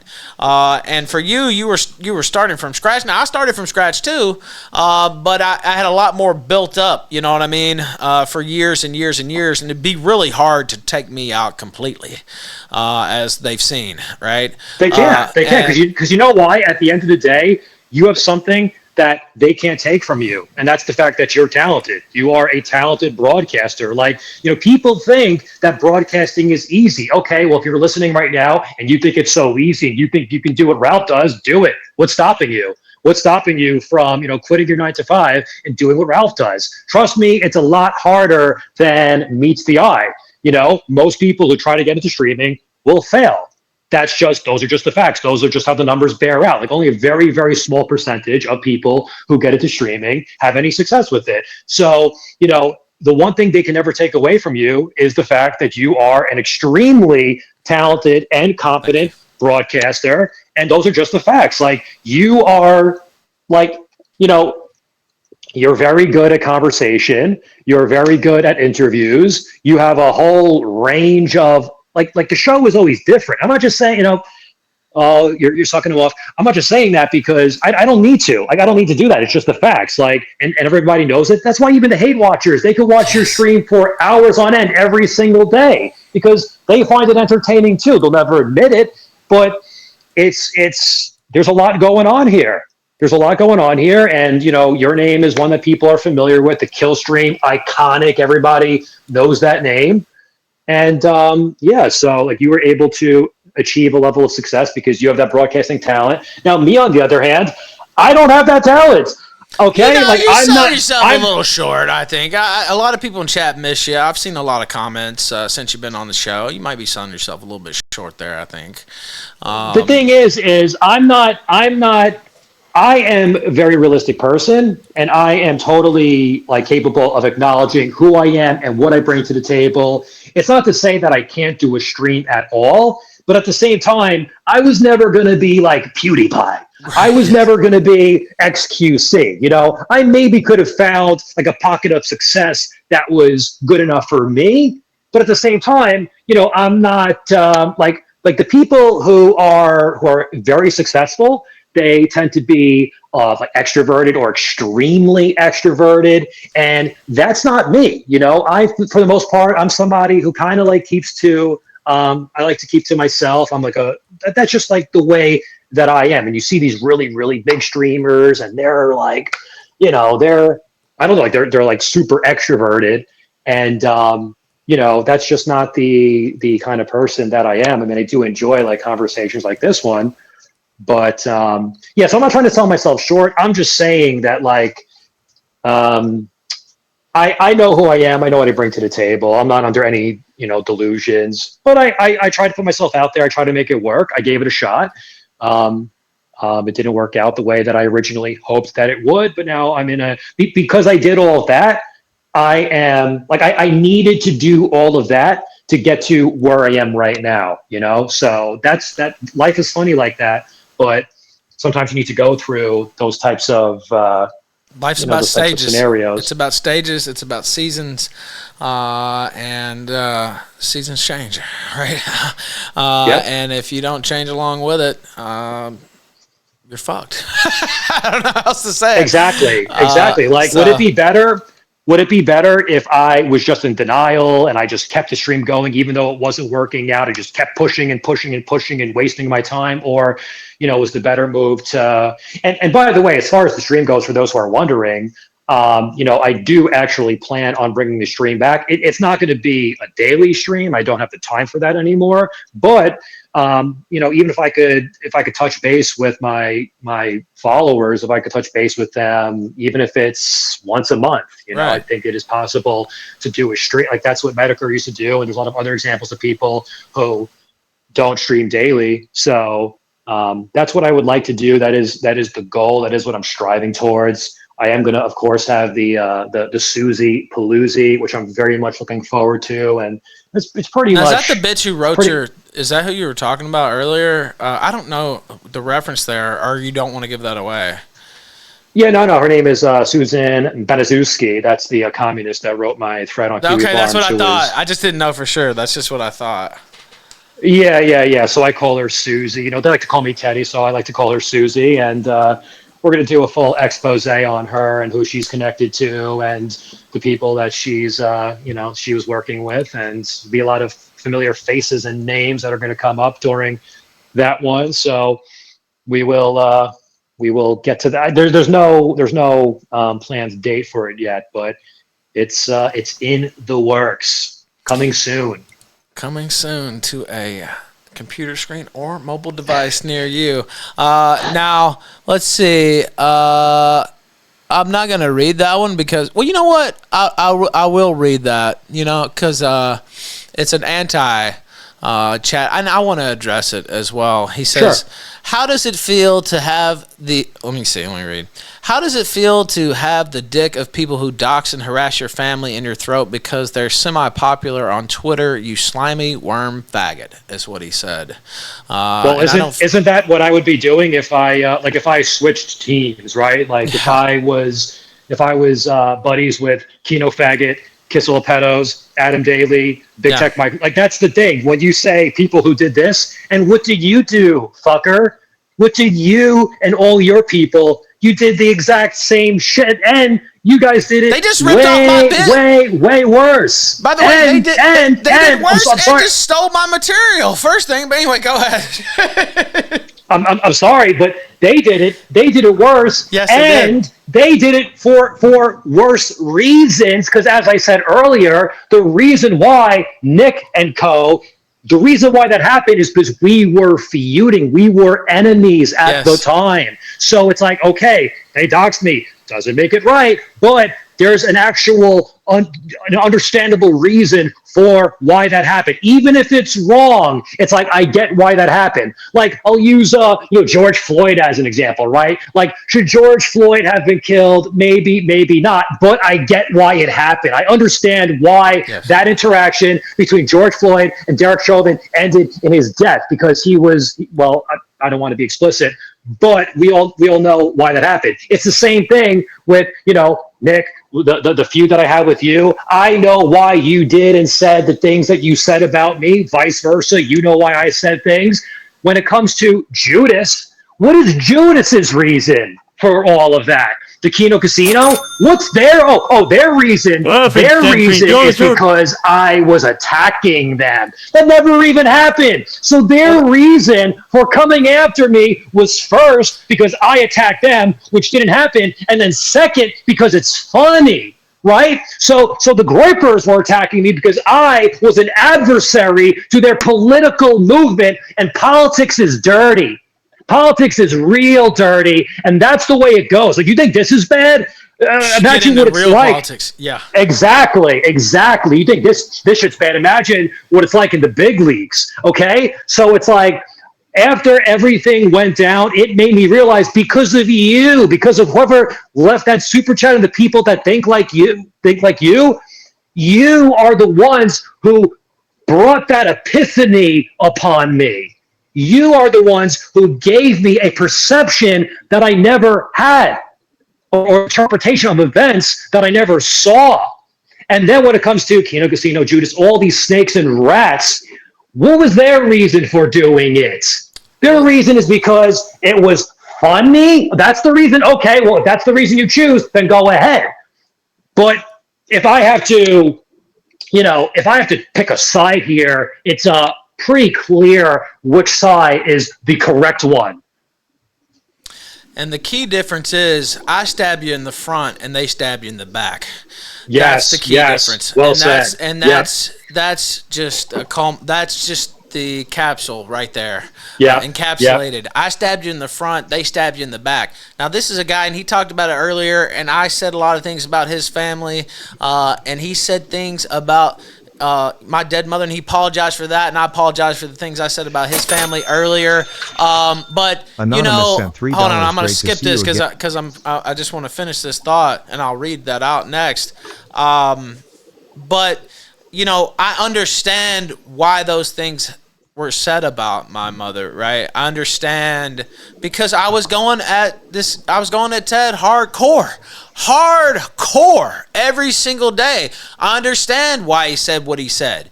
Now, normally, would I be able to get past something like that? No, mate, probably not, right? But it was a battle. It was a nasty feud, and we were fighting head on. Boom, boom, boom, boom, boom, like this, while he got stabbed in the back like Caesar. You know what I mean? That's what happened. They set him up. He was part of their team, and he got turned on by his own allies, whereas we were on opposite sides fighting. And now we're not. And it turns out you were highly prescient about a lot of things, and we had a conversation about Judas in private before they even all turned on me and everything. And he said, and you said, watch your back. He said, watch your back. It's because it's coming.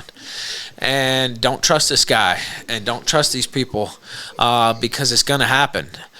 Mm-hmm. And I was like, I don't know, da, da, da. And then I went and looked back in September when I started, changing my thought patterns, right? And I was like, every single thing this guy said was true. And I should have seen it coming. And I've been in the business long enough that I should have known. Like, why, these gaggle of retards, like these gaggle of ineffectual losers, like, why would I ever try to, what was the thought process going through my mind to think that type of coalition was ever going to work with a bunch of snakes and retards who never accomplished anything in their life? I mean, that was just what it is. You knew better. You were highly you knew better. I knew better, but I was just go ahead. You knew better, but you just get sucked into these things, Yes. and like one thing leads to another, and before you know it, you're in the thick of it, and you're doing shit that later on you'll come to regret. But the thing is it's like you knew, and I'm not saying that in a way where I'm like like lecturing you or anything, but you knew, and then eventually it came out, and you were like, oh, okay, yeah, actually, this is really the way these people operate. Yeah. Now, getting back to the super chat real quick. So, another point that I want to make here is it's like, they talk about how, oh, you were already doxxed. Okay, because I was already doxxed, that gives these people that are supposed to be my allies, that gives them permission to put my dox under a magnifying glass. Like, it doesn't. The thing is you want me to hate Nick and the Gripers for the rest of my life because of what they did to me. Then how should I feel about you? How should I feel about you? You know what I'm saying? Like, they did everything that was done to me times 10, times 100, and then they're going to fault me for having a change of heart and a change of mind after realizing what I was, who I was dealing with all along. You know what I'm saying? So I don't want to hear it. Go fuck yourself. Suck my dick. By the way, goal broken. Let's go with that last super chat. 36 straight shows, and I will read this out because it's pretty good. Dan Bigfoot says Feaser got Caesared, and that's exactly what happened. And there's a total difference between two armies going against each other, and then getting fragged. I don't know if people know what fragging is, but in the Vietnam War, a lot of times. U.S. soldiers would kill their commanding officers because of whatever reason, some bullshit mission they'd send them on, or they didn't like what they were doing, by throwing a grenade in their fucking tent while they were asleep. And people don't talk about this very much, but that's friendly fire, right? That's crazy. And you got fragged, right? They threw a grenade into your own tent, and so. Anyway, there's a couple super chats, and I'll read these out, and then I'll let you get out of here. I'll let you get some final words in before, but Waffen says, RPG, will there be a stream in the future? I think you already said there will be, but you can answer that again if you want. Yeah. So I did answer it, but yeah, there will be a stream. Right now, it's kind of up in the air when exactly that's going to be. But the first stream back is going to be the Susie Palooza, where I'm going to dive deeper into a lot of topics that me and Ralph hit today. And also I'm going to get into some topics that we didn't get the chance to touch on. So don't know when that will be, but keep an eye out for it. All right, now let me also put the extendo on the screen now, since we...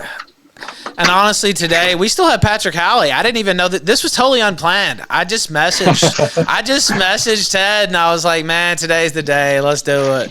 Like, I just felt right, and it was the right call. I have an instinct for the business sometimes, and I was like, you know what? Today's the day.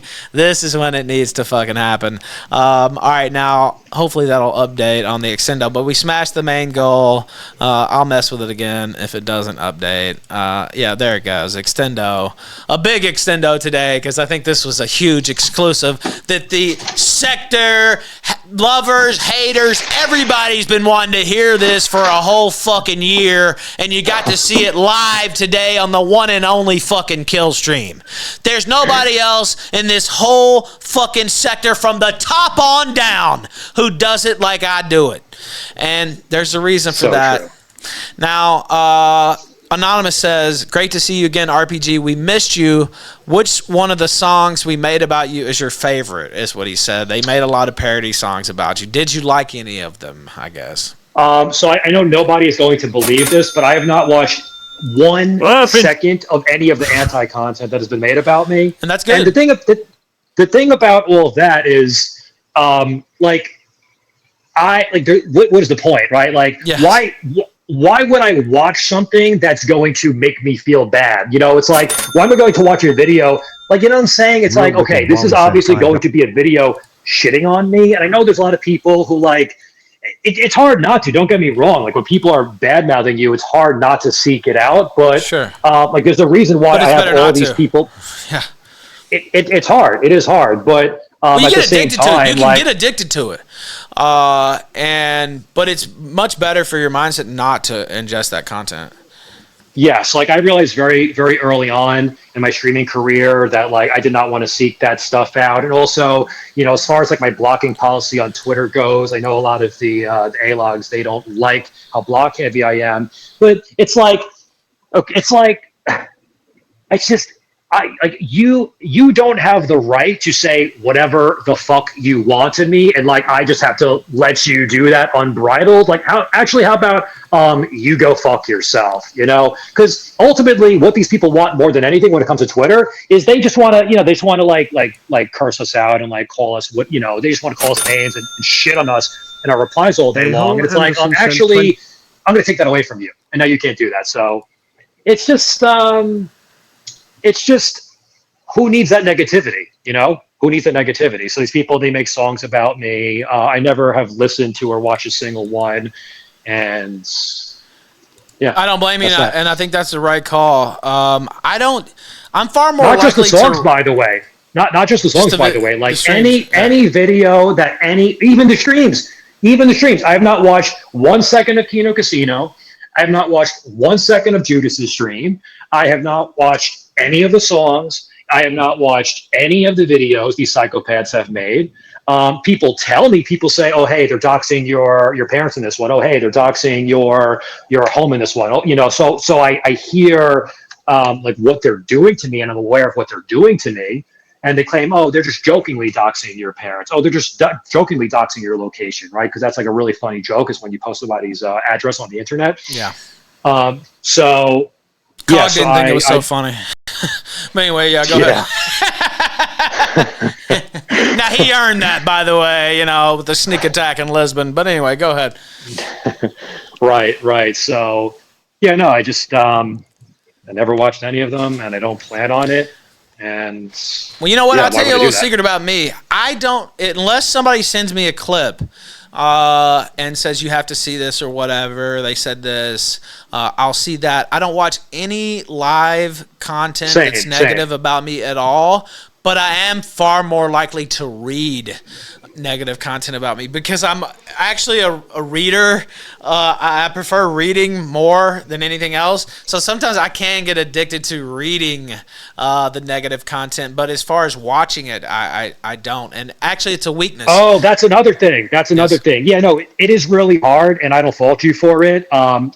So when they first started writing about me on Kiwi Farms, I would say I read the first 3 pages, and that's where I stopped because I was like, okay, these are just deranged seethers who are making shit up about me. And it got to the point where it's like what am I getting out of this, right? It takes time out of your day too. It really, yeah.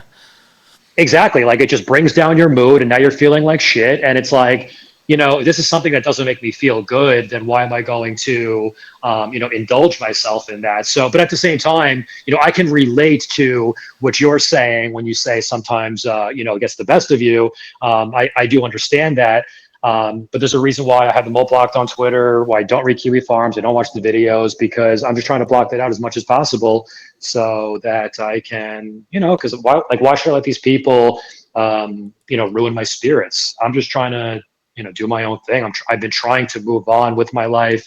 They're going to say, oh, he's trying to move on. Then why is he calling into the Killstream? There have been long stretches of time where I wasn't engaging with this stuff at all. And the attacks did not relent even a little bit. So if you do something, they say, oh, well, if you do respond, if you do engage, then they blame you for it. And then if you don't for a very long period of time, but then eventually you do, as soon as you respond, they'll say, oh, you responded. So everything, all the trash talk that we've been doing for the last 3 months. So you're better off ignoring it. I try my best to ignore it. This was needed, though. This was needed, though, because 100%. This right here was very much needed. I think for you, cathartic, and I think for everybody, cathartic. A couple more. First off, A.O. Anderson, he sent in this short little clip, and I'll first off, I'll just play this. I don't think you'll be able to hear it, but I'll read it to you after, though. Sure. Anderson sent $20 great to see Ted back. I missed his energy. Always thought RPG was funny even when he was going at Ralph and Nick. The seething on Twitter that his return has generated is comedy gold. Current state of Gaylog Twitter. Down here, salt is a way of life.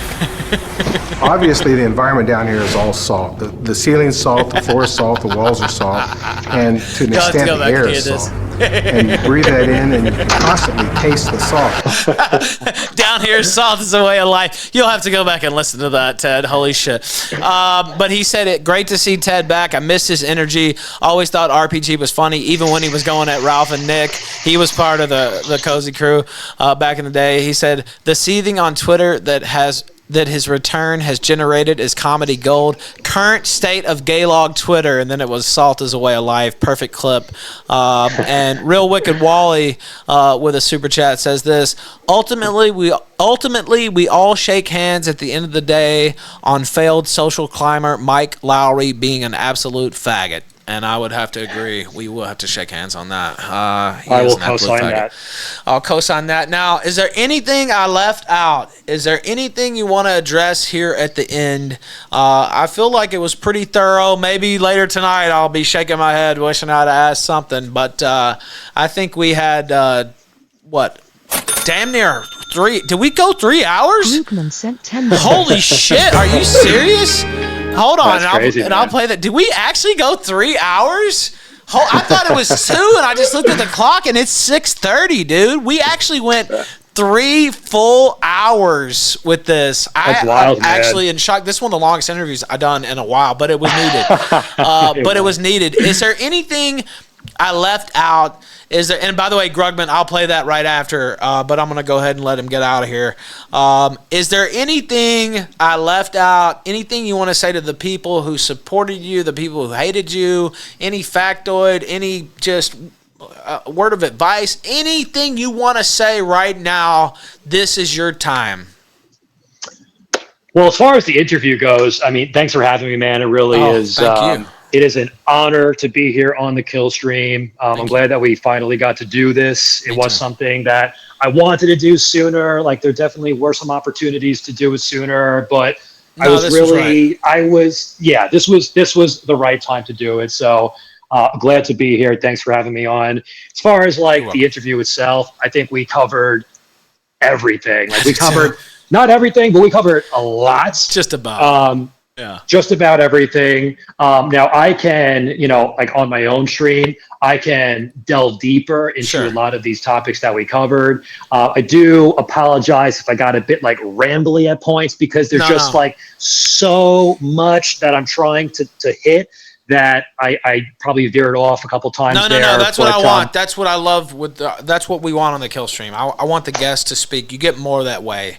You get things revealed. You get emotions revealed that you wouldn't get otherwise just by letting people speak. So no, don't apologize for that at all. All right, cool. As far as what I would say to like the haters, I don't know. I don't really have much to say to them. Like the only thing that I really would like to see, it's not going to come as a direct result of this, but what I would like to see eventually is that people like do see my side of the story, because there's so much there's so much disinformation, there's so much like manipulation of the timeline, and when I see it's just so weird, because I do obviously see negative comments. I know I just said a moment ago that I try to avoid it, and I do, but sometimes you just see it anyway. Like, it's the internet, And it's just crazy to me when I see like just the certain things that people say about me, and I'm like, what the fuck? Like, I'm not a bad guy. I'm not a bad guy. I've never done anything wrong to anybody. Like, in my life, I have never wrong. Not that I'm perfect, right? Not that I'm immaculate. We've all made mistakes. We've all done things to people that we shouldn't have. But like, generally speaking, like I'm not a bad guy. And then when I see what these people are saying about me, and they're like, oh, like, our people, like, I'm just like, this is insane. They've created this caricature of who I am, and like, they hate this it's like a specter. They hate like the specter of me with like all of their might. And I'm just hoping that at some point, eventually, people get the other side of the story, because there's two sides to every story. There is another side to this story, and a lot of people, I would ask them to like reconsider what you heard about what went down, the way that it went down, because people don't realize how outnumbered I was. People don't realize what was really going on behind the scenes. People think that this all happened organically. People think that like one day out of the blue, Kino Casino, they play that clip. They just played it for the heck of it. They just played it. There really was an actual there was an actual conspiracy to take me out. And, so I don't really have anything to say beyond that to the haters. I would just ask people to, reconsider their preconceptions of me and of what happened, because, at the end of the day, like, if you're a conservative, then there's really no reason at all why you should hate my guts. If you're a conservative, dissident right-winger, if you're a nationalist, if you're a, racist, sexist, homophobe, etc., there's like no reason why you should hate me. Like, we should be on the same team. We should be fighting the same fight. You might think that you're fighting the good fight, opposing Nick. I, at one point in time, thought the same, but, things change, and clearly Nick is the one who is leading the pack. He's leading the charge. Even if you have certain personal grievances with him, it's undeniable that rhetorically speaking, he is setting the stage. He's setting the narrative. All these influencers, Daily Wire is, basically the conversations between Nick and all of Con Inc. at this point. Candace Owens, Daily Wire, the CEO Jeremy Boring of Daily Wire. That blew my mind.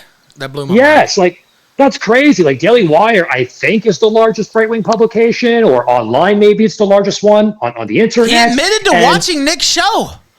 Yes, and he said, "Oh, you're talented and you're funny." And this is the CEO of the largest, or one of the largest, right-wing news outlets in the world. So like this is like, you know what I'm saying? Like he's been totally vindicated in many of his positions that people at the time they frowned upon.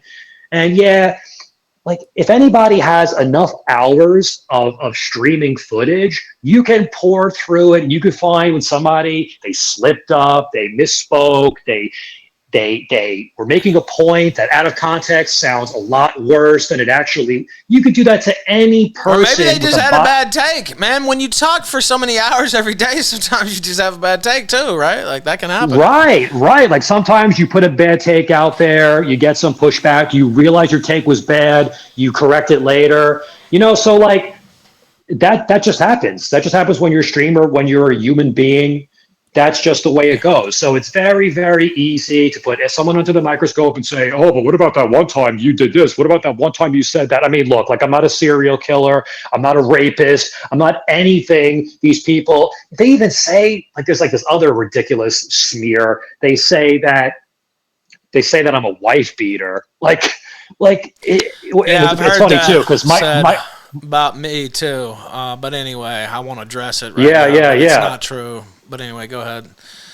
No, but it's based on a clip where I was talking about how I never hit a woman. Like that was the point of the clip. I was talking about how I didn't understand how anybody could ever lay their hands on a woman. I said even when I was at my angriest in my life, I never would have done that. So that was the point that I was making. That turned into I beat my wife, or I mean I was never married, whatever, girlfriend, whatever they said. They said I was a wife beater because I said that I would never hit a woman. You said that you weren't. That's the sector, by the way, in a nutshell. Yeah, like that right there is a perfect example of what I'm talking about. Like whatever you think about me, whatever you think I said, whatever you think happened, there is a real possibility that the complete opposite of what they told you I said is what actually happened. That's the perfect example of the sector right there. It really is, because that's what they do. That's what they do. Like they take reality, they invert it, they take a clip, they chop it up in a certain way. So, so when it comes to the haters, I guess that's everything that I have to say to them. When it comes to the people who support me, I just want to thank you guys for not joining the bandwagon, because surely that would have been the easy thing to do. That would have been the convenient thing to do, right? Like it's hard to back somebody up when it does seem like the tide is turning against them. Like nobody wants, but that's also when you realize who the true ride or dies are. And, if anything good came out of this, that's one of them. There are people who stood by me to this day who they didn't have to do that, because they could have just, taken the easy route like many others did. But, they really got it. They really saw what happened to me, and they found it objectionable. And, they all know who they are. I'm not going to name anybody because I'm not going to, put that on them. But so I think that pretty much covers it all. I think so too, and I want to say a couple things myself, but there's one more super chat, and then I'm going to say that Corn Pop says it literally might be Mossad, FBI, or the gapers, he says, that come with the hate. Brush it off like water hitting a duck's ass is what he says. I want to say this. I want to thank you, first off, Ted Feaser, RPG TV, for coming on the show today.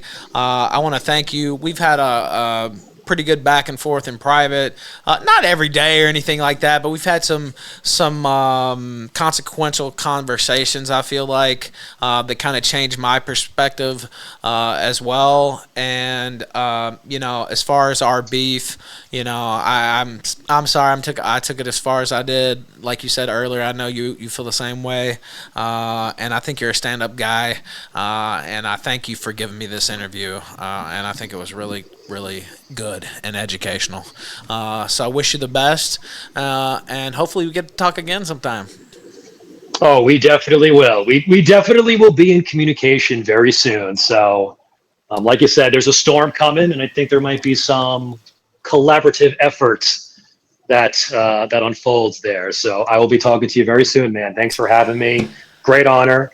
And yeah, thanks for the 3-hour interview. I That had was no great, idea, man. dude. Oh, no, that's another thing I was gonna say. It flew by, dude. It just flew by. I was sure it was 2 hours, and I looked down. I said, God.